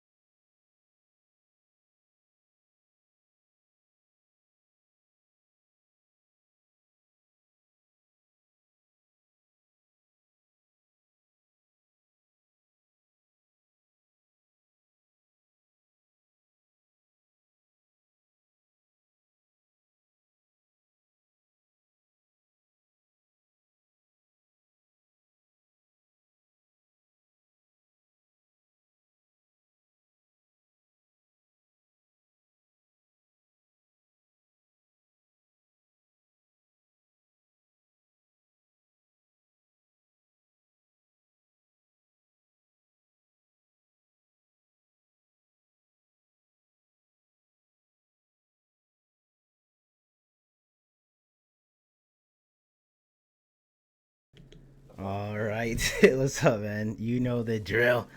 You know the drill. It's been a long time since I talked to you. Should I just let That sounds you? better. You do sound better. Do me a favor. I mean, you just won. Give me a big woohoo. Let me hear the volumes. That was not bad. That was not bad. You can do woohoo times two. You earned it. So I mean, should I just let you ask the question at this point? Like you already know what you're doing here, man. I'm gonna go out into the main screen. Hold That on. game, you made a bit too much mistakes. Yeah, it was a little bit different. It wasn't as dominant. Talk to me about those mistakes and kind of break it down what So, happened there. so the one thing, so the one thing, what our mindset coming into this middle state tournament, Mm-hmm. we first looked at the rules and stuff, and we saw that kill point is 1 kill, and first place is 10 kills. So obviously, you need to kill people. So we decided we're gonna play more aggressive, but it's difficult to play aggressive. It's difficult. Yeah. Like it's not. It's difficult to. It's easy to play if the team you're playing against will accept the fight. So If they will accept the we fight, learned you're this saying it's Miramar. easier. Yeah, yeah. That's interesting. Because if say now like in Miramar what happened, we were shooting. I think we were with Kingdom. We were in Miramar shooting the whole time, Mm-hmm. and then it was a stalemate. Right.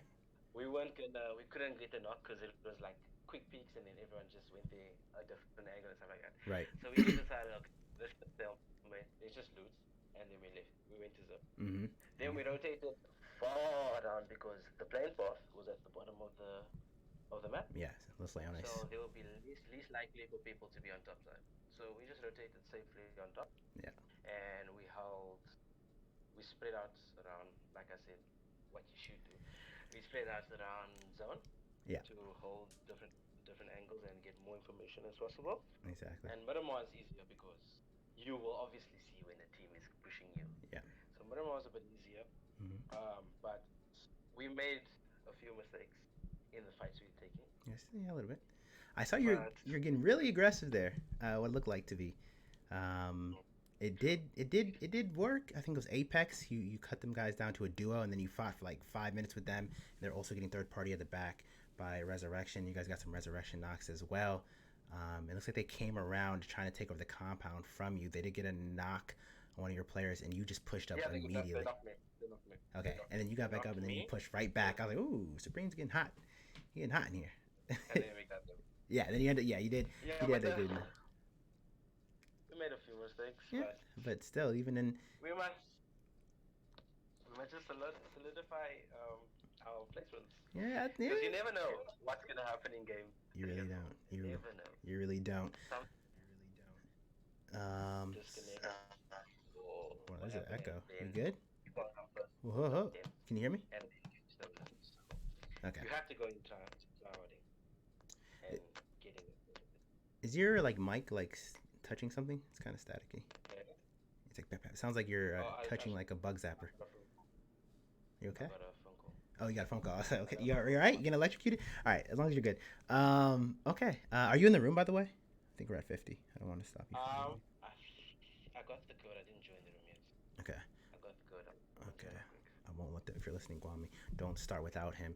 While I have you here, we do, again, guys, go to Mettlestate.com and check out the scoring, the official score reports. But we do have some intermittent scoring here in the stream in case you're cheering on your team and you want to know where they are and what they have to do in this last match. I don't think Supreme has had much time to check it out. He's got to, you're hearing it from the man. He's very strategic. He's got to know where he's at currently and what he has to do. So I'm going to go through the current scoring, which is actually finished. Again, shout out to the proactive and wonderful staff. So we're going to switch scenes. We're still here. And also we're playing there. And it looks like, okay, you think you're in first place. Do you? Yeah, exactly. Okay. 48 points. 44. Are you looking at my show? How do you know? 48 points. No, I just first place is 10, and we got 14 kills both games. So it's So how many points? Say it again. quick math. 48. Wow.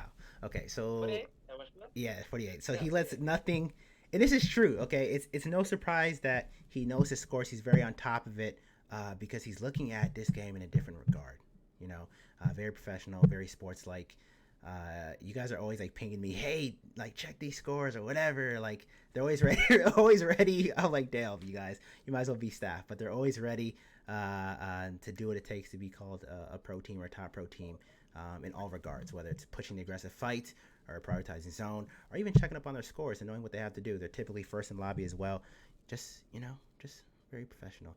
So yes, the second place team is Silent Mercenaries with 23 points. So you have a full 2 times lead over the closest team.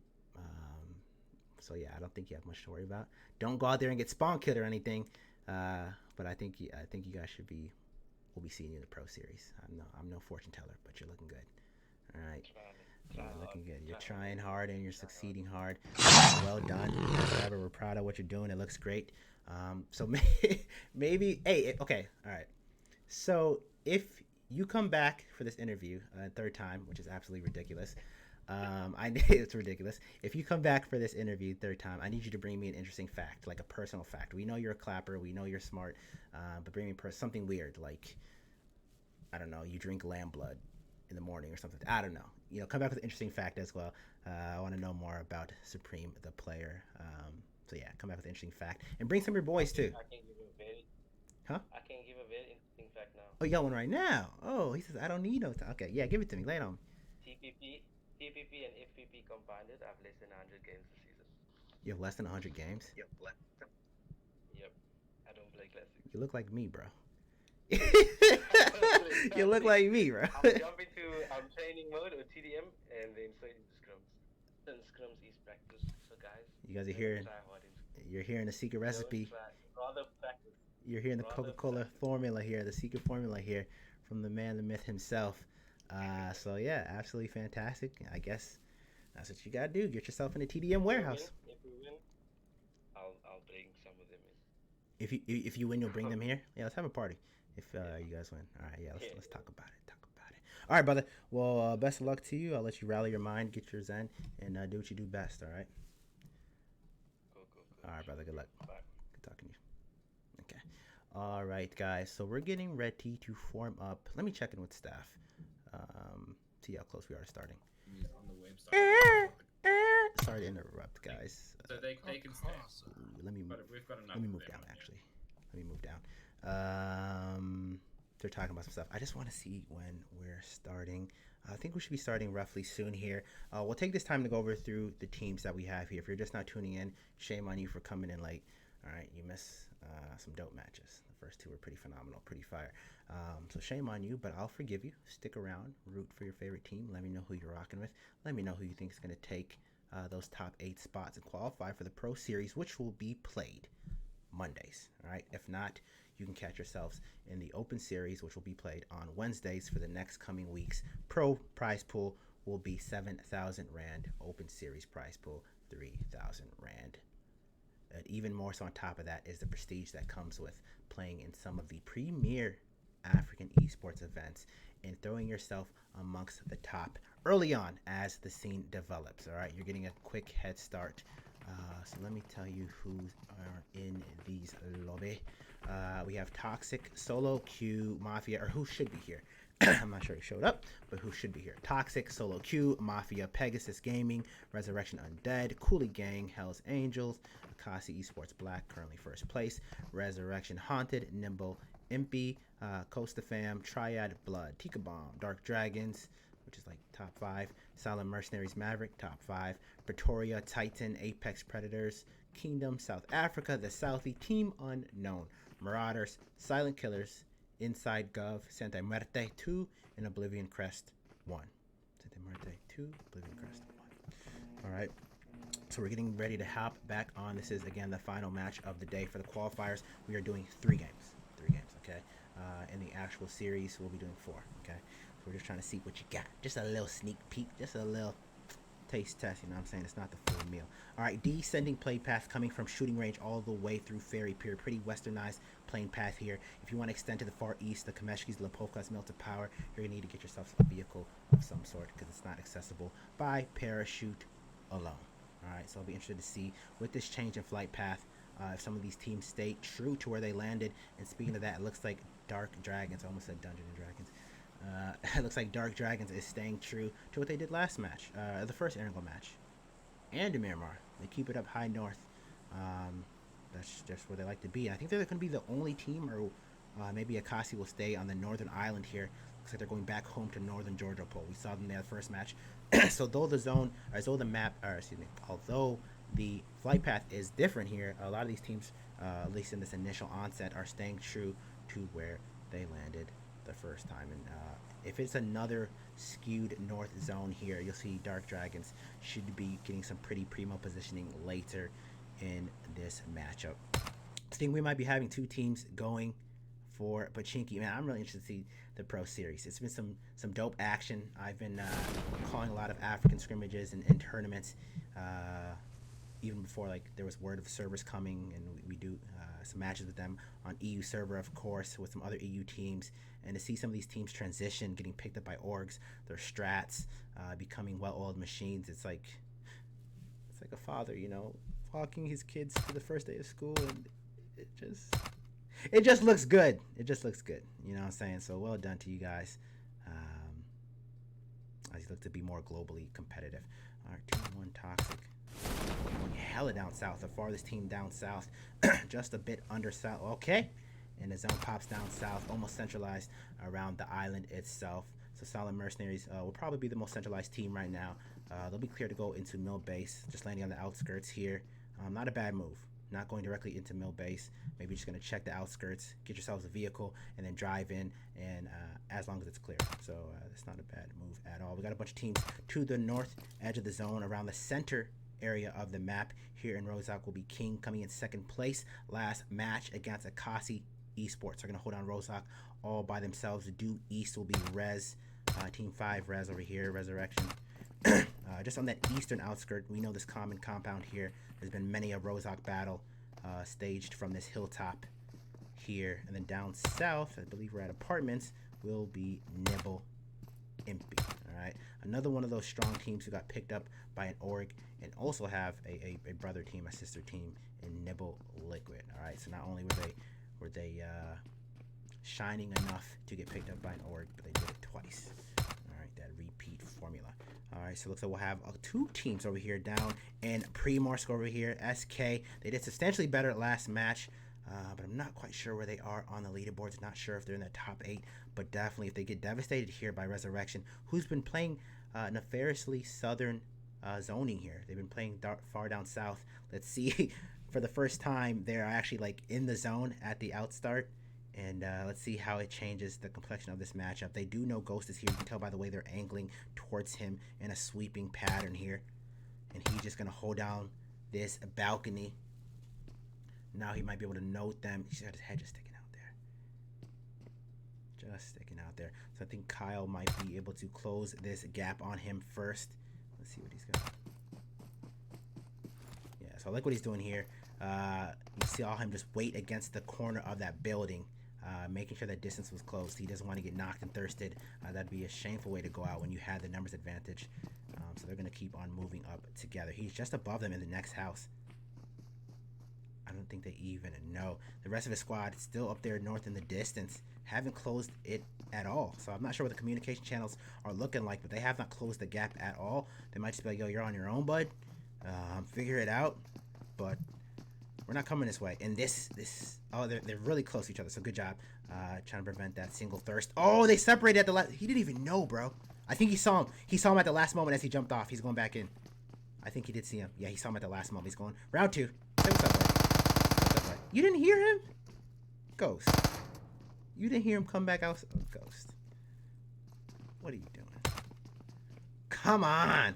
So I don't know what you're doing down there. It looks like you might have had a quarry type of Gatka split loot scenario, and you found yourself down there,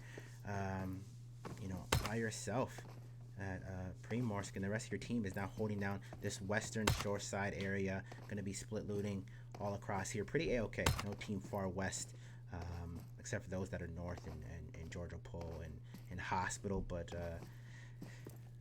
that's a full-blown city you went there by yourself. All right, that's not like a little Gatka outskirt looting by yourself. You went to a full-blown city by yourself. I don't know what happened. Maybe you lagged out. Maybe you didn't get to follow in time. But you're dead. Okay, so let's go take a look at this Pachinki team. Oblivion Crest will be here by themselves. Pretty ballsy move, pretty bold move as you're going to your last match for qualifiers to land in a hot drop. Pachinki was pretty well within flight, within the flight path, so you could have seen multiple teams here. Fortunately for them, they don't see any other teams here. They've all got at least one piece of level 2 as they keep on their loot path through this city. All right, so I'm sure they'll be pretty well looted up and uncontested as they move forward. So let's take a look at Apex over here at South Georgia. I think they hit the crates first. They're really spread across South Georgia. Yeah, you're here by yourself, so go ahead and take your time, but you never know. All right, so you still want to have some semblance of your teammate. Yeah, you still want to be still somewhat close to them as you loot these cities, because you never know. Somebody could be in North Georgia. They can push down and then catch one of you slipping. So maybe a buddy system loot, as we saw Silent Mercenaries do. And thank you. Can I get a bless you in the chat? All right, so you still want to be careful, even if you feel like you have that whole city by yourself. Somebody could be coming down. You never know. You never know. You got to expect the unexpected. Shooting range over here by themselves. Dark Dragons, again, like we said, pretty adept at staying on the edge of the zone. We're seeing a lot of teams elect to do this. They're doing it in a pretty better fashion. They're not staying like far outside the zone where they're bleeding on the blue. They're just on the edge of the zone, and they're maintaining that piece ever so slightly. And it's been working out pretty well for them. I think they are top 5 indeed. Make sure after this you get the full and finalized score report on Mettlestate.com. Also, make sure you're doing your due diligence and submitting your Get Good daily screenshots. If you don't know what Get Good is, it is that 1,000 Rand daily league. I think running for 90 days, okay? Where you're going and getting your solo kills. I think a kill's worth like 16 points or something like that. But you submit the screenshot. Don't just do screenshots, man. Do some dope videos. Tag it on Twitter. Tag Mettlestate on Twitter. Tag PUBG Mobile Africa. Tag your boy Jaguar XPOW _. I want to see him too. But yeah, make sure you're doing that to stay sharp and check out your African competition, you know what I mean? Before these Pro and Open Series. Again, Pro Series, Monday. Open Series, Wednesday. Am I streaming them? I don't know. We'll find out. All right, so we're going to go over to the West Coast once more. Coolie Gang over here, another one of those teams who've been playing the edge here. But the Southern Edge, and now they find themselves far north when the zone has since popped far south. All right, a lot of these teams should be making their way down south. Don't know if they're going to be going across the bridge. That is not yet mandated, but we can see as such. It looks like, hold on. What are you doing down here? Who are you around? I can't even see. One player in Team 4 by himself? Okay, the whole squad's here. They were just stacked up. All right, the dots were pretty much stacked up there. All right, they're going to be holding down this outskirt right here of Ferry Pier area here. A little bit east of it, more like gas station. It looks like Nibble will be one of the first teams going across the bridge, or maybe they'll be holding a block here. And it looks like they'll be holding some sort of block here. They've got one, a pretty familiar strat. They have majority of their team over here at this compound close to the bridge, and one Overwatch over there towards the lighthouse area in Grim. All right, they're noting that flare go up. Gonna put some eyes down there. They're really spread.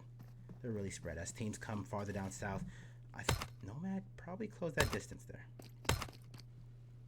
All right, looks like he's trying to, so I don't think he'll be in too much of danger. It looks like we have two teams coming down from South Georgia, both Apex, Team 17, and Team 6, Coolie Gang, in parallel rotations down into the zone. They do have one team that has 2 people. Of course, that can be a blessing when you're rotating past teams. You have a shooter, whereas some teams might not have one at all. But then again, that is 2 eggs in one basket, so you got to weigh out the risk versus reward, you know? So let's take a look over here. Team 6, again, rotating, like I said, down in a parallel fashion, and should be pretty clean. They're literally cutting both east at the same time.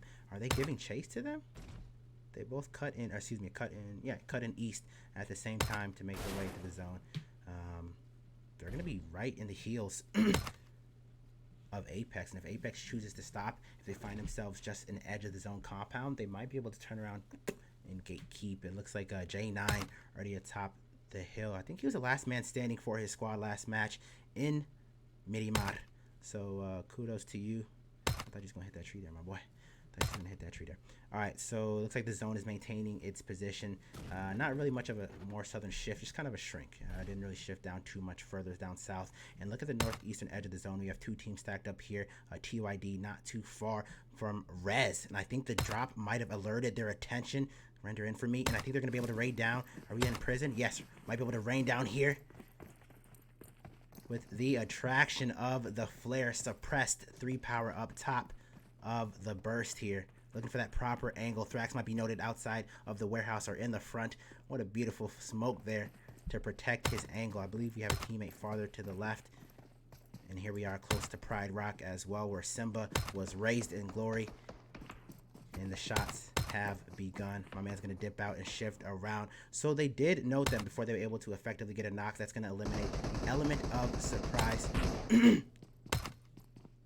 And looks like they're ready to mount a counter attack. Just pre-firing that hilltop there with the mini. Let's see how Berserk is working his angle as well. Oh, he's got the nice procurement there. 4 power up top. He's hoping and scoping for someone to get caught slipping. All right, get caught slipping. He's hoping for it. SG actually, so knocking them from the elevation over here. Ozone goes down. That was the farthest west or farthest to the left player there, and Res G taking him down there with pretty quick fashion. That was pretty easy. All right, so Berserk also raining more shots up at the team behind him.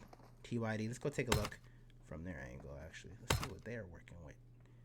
He's got the M4 red open spray down here. Absolutely no connection, Reaper. Not one bullet. You tried. You really did. Oh my god. So like I said, you just stand there in the open, bro. You got to strafe. You got to crouch. Change your levels. Change positions. Yeah, man. Poof. Yeah, you gotta change your positions, bro. You can't just boldly spray at him like that. He's gonna react. Come on. And it looks like Panic is gonna be going to prioritize the zone. Maybe get them a stronghold in the zone, wrap around, disengage from this, and potentially claim some land and tell them, hey guys, I've got a place. Come on and link up with me. Let's go take a look at Panic over here. Might be trying for a super flank. A 360 flank. Might be going up farther north above them, even more elevated than this team who's setting up the offense. The rock faces, TYD. Maybe he could be doing a bit of both. All right, so we'll take a look at that from the kill feed. This western edge of the zone getting stacked over here. We did note Apex is rotating down, and there is your current first place team with 48 points. Akasi Black over here raining down shots. We're looking as well at Apex and Viper getting knocked down here. They're really spread out. Looks like their caravan got a bit of distance in between it. And Raji over here again holding down his angle. We saw him doing this last match, holding down his angles, doing some deliberate action to maintain their survival here. And he looks like he's doing it again. All right, so well done on Raji. It didn't look like it was a pretty good outcome for you guys at first, but you did clutch it up for the squad, so well done there. As the teams make it over across the eastern bridge, they're going to be noting each other. It looks like Dark Dragons just putting some shots on Oblivion Crest, Team 25 over there in the distance. They're both coming with similar intention, trying to make themselves a spot in the zone. Let's have a good old compound-to-compound battle. Let's do it. Park, man, let's do it. Let's shoot it up, man. And they're just spraying by in the distance. And Dark Dragons might be able to catch a blown vehicle here. Let's take a look from their angles. They've got to be in dire straits. It's rained down heavy shots over there. And the car's not even smoking. So I don't think a lot of those... Okay, it's smoking a little bit. It's smoking a little bit. Did I see smoke? No, I'm tripping. There's no smoke. So I don't know what you're shooting at, but I don't think you connected too much. And we've made our way to Nova, which surprisingly has a good feature in the zone. It's not too far in the eastern outskirts like you would expect Nova to be. It's got a pretty good chunk of zone. That's how ugly this zone is. Okay, that Nova is pretty prime land. Electing to go all the way and circumnavigate the southern military island, which will be a good move if they dock themselves on the southern edge of that zone down there, that high cliff, bro. That's pretty centered, and no one's going shopping down there. No one's going shopping down there. What? how did you get hit like that? All right, so let's take a look at Akasi, who's since shifted farther down south. Gonna find themselves in an immediate engagement against Nibble once more. Supreme, you're looking at their IGL. We interviewed him twice already. Great strats. See if we can see some of that executed to fruition here. Notes Grim barely getting knocked. He's feeling good on his angles. Look, he did him in pretty well, but it just wasn't enough there. And it looks like they're going to be finding themselves on the bad end of things right now. Nice job going behind. Oh, it doesn't matter. I was like, nice job to get behind the cement blocks here, but Zach's on that alternate angle. That's what he's talking about, okay? In their interview. All right. Oh, look at the utility. Sending mollies in. Nice idea. No connection, but the bullets are connecting, and they pushed up there. Just brilliant. And another nade back here. It's a little bit too shot. Oh, and they just what the heck? Look at the angle. Side and coming in from the aerial port there. Zach's holding down his left side. 2 pushing up from across the street. An open street push, guys. Wow. 5 kills for them already. They've got they got decent positioning in the zone. We're going to go towards more of a centralized team, being Dark Dragons. We'll look for them later. And if I'm interviewing them again for the 3rd time, this is going to be absolutely nasty. So here we are with Dark Dragons at the backside of this bridge. They made it over as they're busting shots at Oblivion in the distance, and then elevated above them will be Silent Mercenaries, your current 2nd place team in my bracket, Lobby A. All right, they're going to be raining down some shots here at the squad of Dark Dragons, and this is completely in the ball's in their court. Right? They can choose when they're seen here.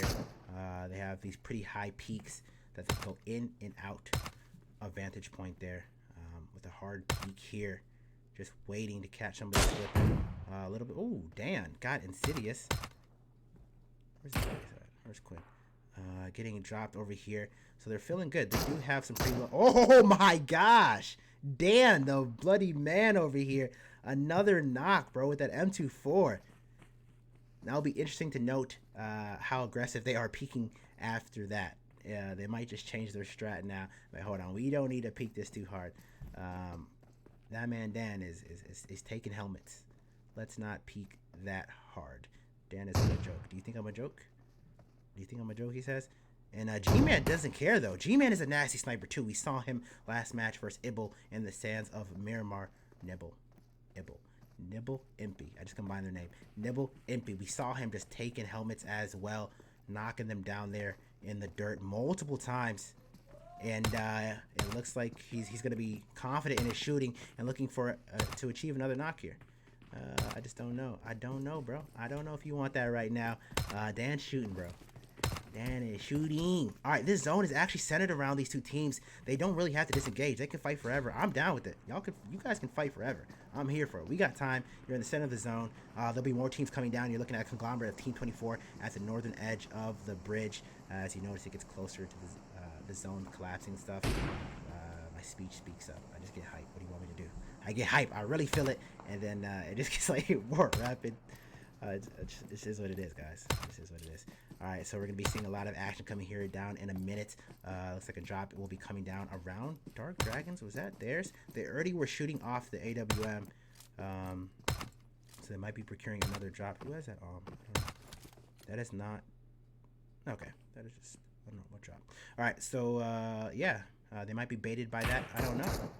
They might not. Check West is going to be holding left side of the street. And they noted the team on the bridge over here. Team 24. Just a normal drop there. Nobody shot the flare off. They did note this team over here on the bridge. Finally. So they're actually going to stay in the middle of the bridge. This is pretty bold. I don't know if it'll pay off. And then again, Dark Dragons over here collecting another knock. But this time on this squad. They are really proficient at that mid-range holding. All right.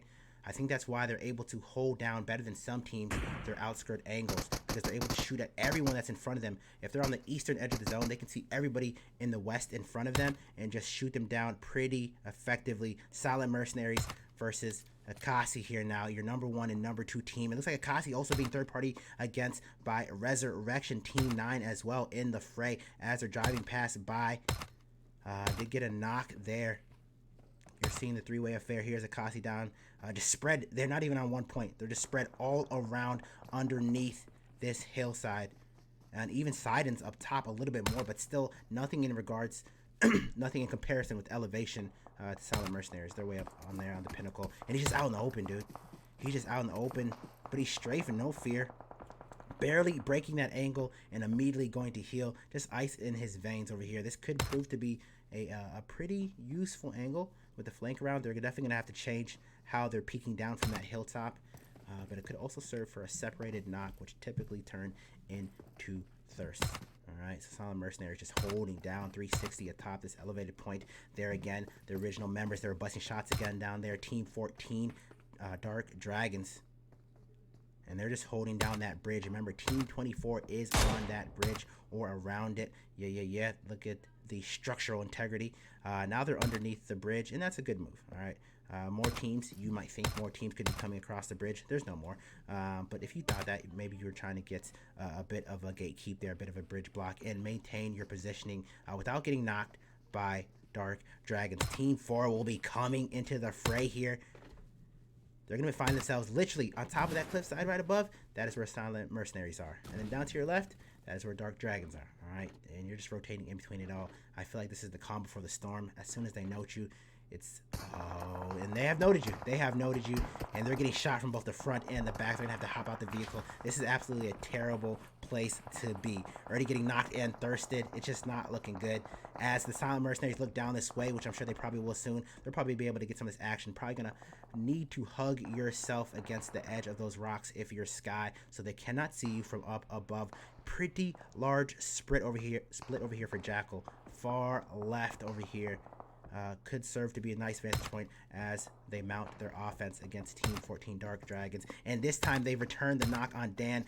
Dan, the sniping man, getting knocked by Silent Mercenaries. They said, yeah, you've been dirtying us up. You've been bullying us, but we're going to get you right back. Apex versus Resurrection. Southeast edges of the zone. And it looks like Resurrection getting hammered down here from the distance.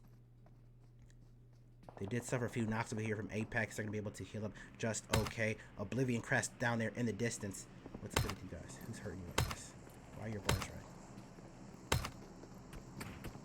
Alright, I believe that was Sadaf over here trying to get them from the elevated vantage point. They did knock Anubis, so I understand you're trying to keep them off the thirst, but I don't think you'll be saving this.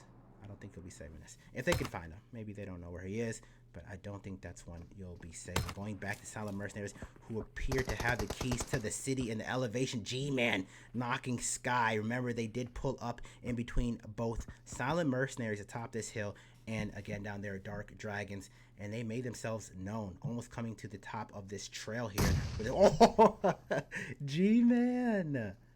G-Man is nice. That almost, I don't know what your name here is, sir. I'm going to call you Symbols. Almost knocking Symbols, taking him down halfway. Well done there. There's so much action going on. Now down south, again, we're seeing Kings. We've been seeing this a lot. Kings down south. This is the #1 and #2 team from last match. All right? And again, more north of them, barely, is Akasi. AYD getting dropped there. Titan also trying to bust some shots over here. They're going to have to lose half their squad here, at least leave Supreme. And Sidon might get shot up as the rest of the squad goes up high atop that hill. Let's take a look at from Sidon's point as he rotates into the zone. Oh, man, it's not looking good. It's not looking good. You might have to hop out and run. Remember, Silent Mercenaries up above them. Remember, Sidon was up here for a while, holding down this angle here. And now he's back up here. It looks like he went down to link up with his squad, and now he's back up, and they're getting ate up from multiple directions. Kings will be bleeding their hearts out in that blue zone, and now they can actually turn around, and yep, and they're doing it. They can turn around and spray on them. They said, you want to take this fight? Really? You want to take this fight against us? We're going to beat you to the zone, and then we're just going to fish. We're going to shoot out the barrel. It's open field. They're going to have some open and free knocks there. Silent Mercenaries are probably trying to register what's going on here, but they're out of the vantage point, and I don't think they'll be able to see what's going on here. Not too far in the distance will be SK fighting a battle versus, I believe, Coolie Gang. Looks like they're coming out on top with that as well. Some snakes have made their presence known. You're seeing SK here getting dirtied up as well, but I think they'll be okay. The next closest team will be Apex, who just came off their successful engagement down there at the outskirts of Novo. All right, so I think Team AYD, Team 12, is still down there as well. It is just Sarfara, Husin. I'm gonna call you Husin. So just Husin back here. We saw Husin on top of that scaffolding up there, and now gonna be coming in late against the zone after Anubis was knocked. Dark Dragons, for the first time in a long time, actually have to shift from their positioning, and they're pretty clear down here. Oh yeah, this is a nice little bowl. I don't know if you have to go. You don't really have to go any more forward. It looks like Akasi sees you rotating in and out of that cereal bowl. And now they're going to try to go up towards Silent Mercenaries. They definitely know they're there. They've been fighting them for like 20 minutes. They've been fighting them for like 2 days straight. They know they're up there.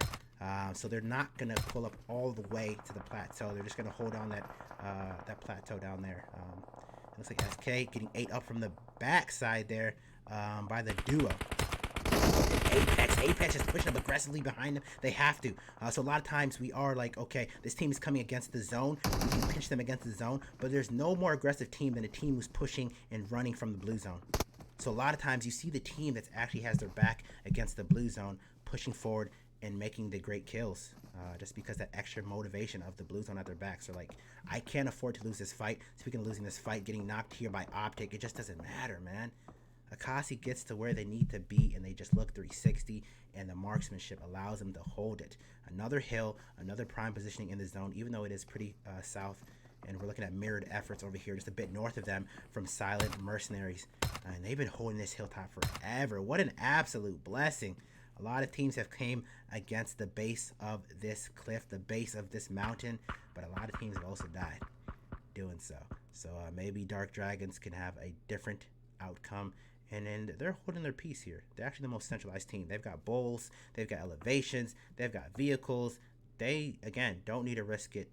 They take their fights when they need to, no more, no less. Husin down there will be coming in against the backside. Maybe we can see something similar, okay? We saw Apex push through Team SK, Team 22 on the same angle, but I don't think it'll be the same. You have one of them by themselves. It's time to pick them off one by one. You got it. Husin, take a shot, player. And they're noting Oblivion Crest over here. Team 25 popping up will be Husin. I see you. You got to watch your right side, though. Raji is over there as well. The shot's not connecting. Your shots are not good. What is happening? What is happening? I don't know. Okay, so that bought them some time that they need over here. Oblivion Crest, definitely grateful for that. And then Silent Mercenaries, Insidious, and G-Man. Hell of snipers there, man. That team be sniping, okay? They're actually able to knock and, oh my gosh, eating another bullet to the brain right there. Jeez, man. It looks like Akasi trying to move forward into that bowl, suffering a knock in the distance. So Oblivion Crest is absolutely blessed that third-party action happened against Apex. They're going to be pushed against this rock face by both them and Silent Mercenaries in the distance. Dark Dragons suffering a knock as they move towards center positioning. It looks like Resurrection is dirtying them up. Team 5 from across the street. Let's take a look from their eyes how they push up towards this bowl. Absolutely beautiful bowl, and they want to claim it. VSS for Thrax as he rotates around the outside. He thinks he has the outside most angle, but we saw Dan on his right. They might be getting noted by Dan as he flanks around. You see him over there. They have no clue. They're all looking blindfolded, or excuse me, tunnel vision towards Dark Dragons as Dan wraps far around, dude. That you might shoot. Your team might be dead by the time you make that. That's a hell of a flank. All 4 members still strafing up and down this small peak. Oblivion Crest could come up absolutely behind them and devastate them. Let's take a look from Dan's angle. You're seeing heavy knocks achieved by him, and here he is ready to just fish. You got to break the angle, though. They know you're here. There you go. Break the angle. You've got about 2 knocks there, and just that small change of gameplay. Look, it's all red bars now. That is how important these IQ plays are. He just bought some serious time for his team. He might not make it to the zone, but look, this team is about to get wiped. That team is dead. He actually outlasted them. So he's not going to make it to the zone, but, I mean, you did your job. Maybe you can call for it as well. I think that's pretty good. That was worth it. All right, so your top 5, at least, top 5 teams here. Over here on the outskirts, still Oblivion Crest versus Apex. Never mind Oblivion Crest. Oblivion Crest sent to Oblivion there. Apex still holding down 1 member in Raji. Yeah, just 1 member still standing. And then Akasi dropped to the lowest I've seen their numbers, the lowest I've seen their ranks. Sidon almost getting knocked as they move forward towards Silent Mercenaries for the first time in a long time. Silent Mercenaries actually have to come down underneath their plateau. They're getting their knocks, all right? They're accomplishing knocks over here against Akasi, but they are still hearing Dark Dragons to the left. Elevated Shek West getting him from the cliffside there, and Kesh is going to push up as well. It is just Scrap Us here. Scrap Us versus 2 shooters, and that is it. Silent Mercenaries taken out in 4th place here, top 3. Akasi finds himself in the top 3 once more. I swear I'm not interviewing you guys again, okay? This is not your stream. All right, so a duo remaining in Dark Dragons, a duo in Akasi, and the Soul Rider and Raji here. Top 3 teams. Smoke goes forward for Kesh. Sheck West is finding himself already in the smoke. This bowl is nice to protect you from the backside of the northeast, but Akasi can absolutely shoot down into this bowl here.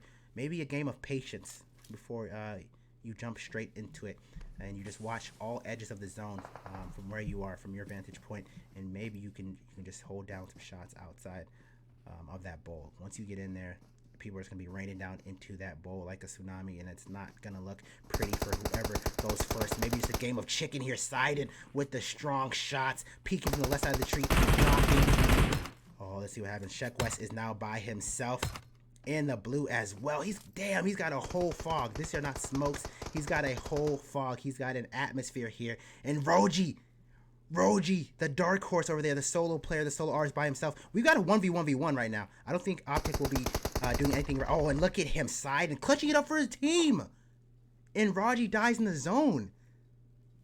I'm interviewing them for the 3rd time today. All right. Do you understand? That's a 3-peat. Do you understand dominance? Not only did they win every bloody game, but every game they had at least double-digit kills, okay? 5, math. 13 kills, okay? Guys. That's a flogging. Really nice job there, Akasi Black. Man, and the crazy thing is, they're won in so many different ways. They won in a straight-up push, match 2. They won from elevation and just checking 360 in match 1. And they run here by a solo artist down in a bowl. Literally, like, all different ways. So they're showing you you can do whatever you want to do. We can do it however you want to do it, guys. We're still going to come out on top. Absolutely nasty. First place, 13 kills. Second place going to Apex. I feel like that's the second time they got second place. My memory might be failing me, but that's pretty damn fantastic. I'm pretty sure they're top 8. Second place with a total of 10 kills. Raji again for, MVPing it up. I think I saw him MVP it last match on Miramar, clutching up for his squad, and he's doing it again. Dark Dragons again. I told you they're going to find their way to top 5 every single time, and they had a substantial amount of kills, 10 kills. So as I was saying, they kind of hold that edge. If they have a nice place in the zone, you saw them hold it down for a long time. They got minimal knocks. When a Team 24 was coming against them on the bridge and Silent Mercenaries were above them to the south, they did get knocked like once or twice by Silent Mercenaries, but they were just holding their position in the zone and didn't really suffer too many casualties until they were wiped there at the end in a pretty worthy fashion. So they can take the fight if they want to. They just choose when they want to. Silent Mercenaries, great job holding down the elevated position. They've got snipers, they've got shooters, specifically G-Man and Insidious, man. If they hit you in the scope, if you give them boys an 8-power scope, boy, you should just leave the map. If they're on air and go with the 8-power scope, you should probably go to Miramar, because it's not looking good. They were just working all angles, raining down. Yeah, that was absolutely a blessing to have the elevated peak, but you could just tell by their shots. And same thing in Miramar. They were just working cats from their position. So 5 kills, 4th place, well done. And Oblivion Crest getting blessed there. They were getting dirtied up by Team Apex, which was your 2nd place team here. They were hammering them against the edge of the zone, that wall there, and then that third-party action, that little disruption by, who was it? Safari Hussein from Team 12, didn't get the kill or a knock, but that averted their attention, and then they just got sprayed down by Oblivion Crest for a little bit, and they were able to buy their time there. So really great job to the top 5 teams here. We're going to take a look at the live scoring. I'll be back in about a minute or 2 with, of course, Akasi. Maybe I can get the whole squad in here. Maybe they're popping champagne bottles. Maybe I can join them on their float as they raise their trophy or whatever. We'll take a look at this live scoring for a bit, and we'll be back. Yeah, we'll be back. All right.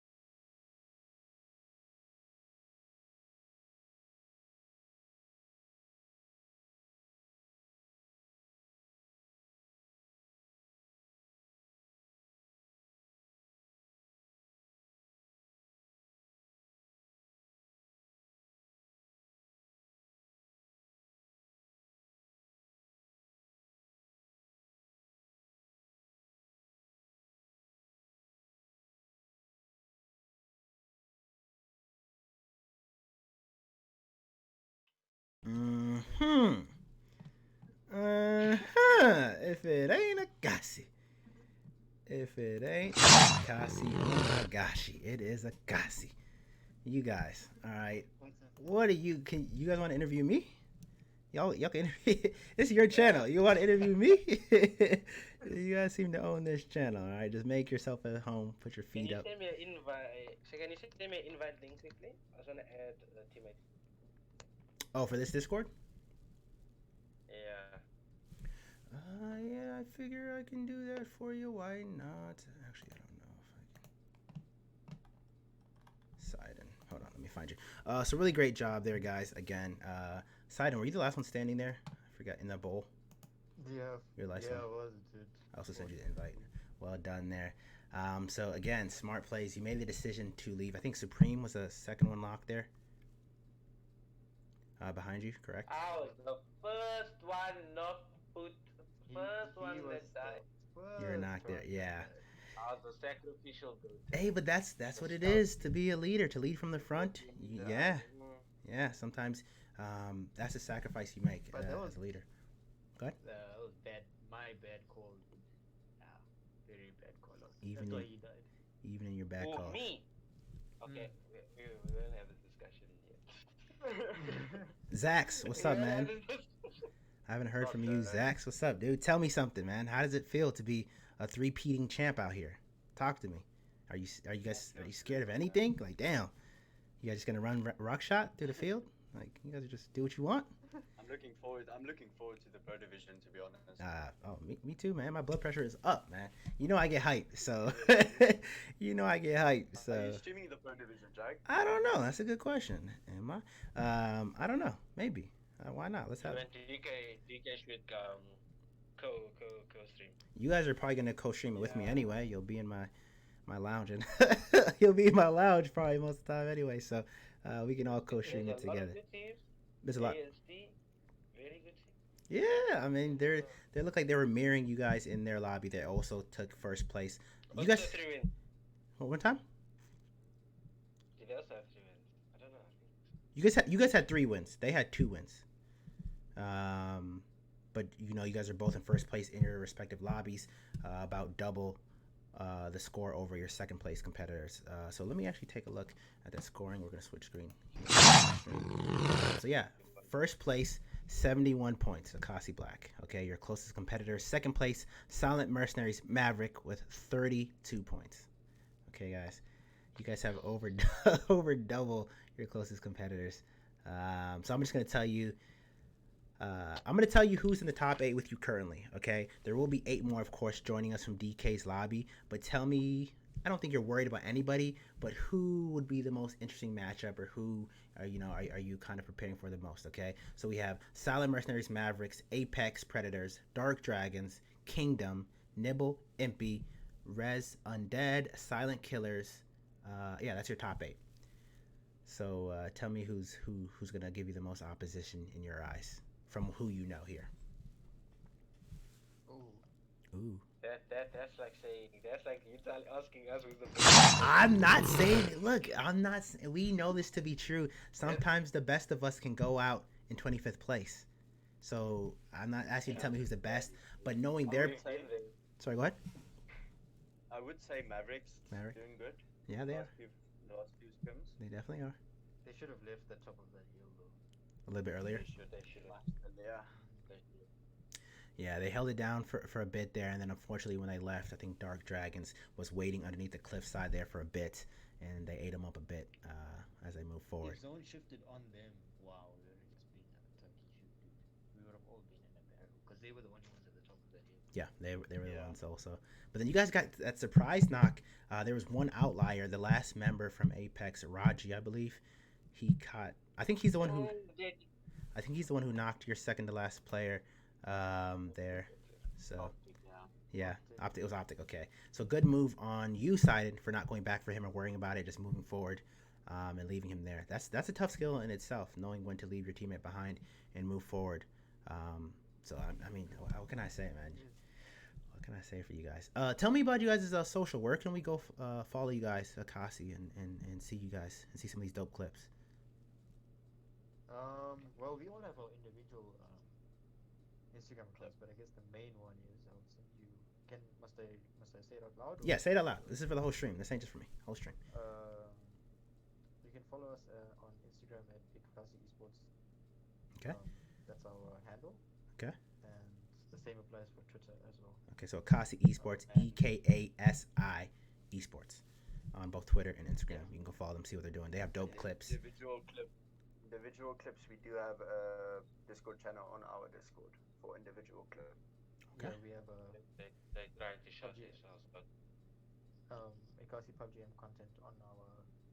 Yeah, I don't see. follow And them. also, One of you guys are always Don't posting subscribe. clips. I do see that in like mad servers. That's one Broly. of you guys. Really? Yeah. He said immediately, Broly. Always, I'm like, yo, I always see like the little alien, the logo somewhere. He's always posting a clip somewhere. I mean, it's good advertising, good marketing. I'm not mad at it. All right, so speaking of posting your clips, all right, you guys are involved in the Get Good Daily series. I know you guys are, right? Right. No. good daily series. Well, you It's should a be. solo series. Damn it. Yeah, it's a solo series. Solo series. That when you Hmm? I signed up for that long ago, but Okay. Well, it's Um, not too late. when you Get up in when there. you get the most kills, but I don't play classics. I was told that by Supreme. I was told that you guys don't really play too much classics. Interesting facts. Interesting. That was his interesting fact that he Played, came up with early. I think they Supreme's had, merit for 100 like 2 weeks was like 30 merit, I think. Damn. I was payload. Payload. All right, guys. So we're gonna get ready to head on out of here. I'm interested to see what your finals or the Pro Series brackets will be looking like. We will be releasing on the social media for Mettlestate, so make sure you guys both in this VC and you guys in the stream, go and follow the Mettlestate Twitter and Instagram. Just Mettlestate, simple follow, and you'll be in the know for when the Pro Series and the Open Series moves forward and other dope stuff. There's so much more tournaments, some major scale tournaments coming as well. So make sure you're in the know for that. Follow these guys here, these dominators, at their Akasi Esports on Twitter and Instagram as well. And we'll be looking for you guys in the Pro Series. All right. Cool. All right. Really great stuff, guys. I'm impressed. Always a fan. What's the thoughts? What's the room code? What? That's it, dude. 3 games. What do you mean? Is it only 3 games? It's 3. These are the qualifiers. What you want? You want 4 wins? You want 4? You want 4 wins? we didn't Greedy. say that. We thought it was Greedy. 4 games. Two It- of our it is. people- It Two i- of our teammates' battery is almost dead. It is for the Open and Pro Series. These are just the qualifiers, so it's just 3. So you would be right, but not today. Okay. All right, guys. Really great stuff. I'm gonna close out my stream, and we'll be seeing you in scrims, and we'll be seeing you in the future. All right, guys. Well done. So that is Akasi Esports Black. Again, they have Akasi Misfits, their brother team. I think they're in B lobby currently right now. So it'll be interesting to see how they did as well. Maybe we'll see some Kane and Abel, some brother versus brother action. All right. So you heard us talking about the Get Good GITGUD Get Good Daily series that is from Mettlestate. That $1,000 rand a day as you compete for the highest score with your solo kills. All right, guys. So make sure you're submitting your clips for that, your screenshots for that. That is again daily, I think, for the course of 90 days, 3 months. So you definitely have the chance to participate in that. Don't just submit your screenshots, submit your clips. I've seen some awesome clips. You guys are really coming up as content creators, and to kind of match your performances also as content creators. So it's pretty cool to see those. And a lot of these competitors here, actually, I know some of the top players in DK's lobby and even here are competing in those. So that's a good way to sharpen your steel before you come into these Open and Pro Series. Again, Pro Series, 7,000 Rand prize pool. Open Series, 3,000 Rand prize pool. Pro will be played on Mondays, and Wednesdays will be the Open Series, and we'll be announcing those again later. Where? That's right, Mettlestate, Twitter, and Instagram. Good job, guys. I feel like Dora the Explorer or those other children's shows where they can't hear you, but they sit there and listen. Where's Boots the monkey?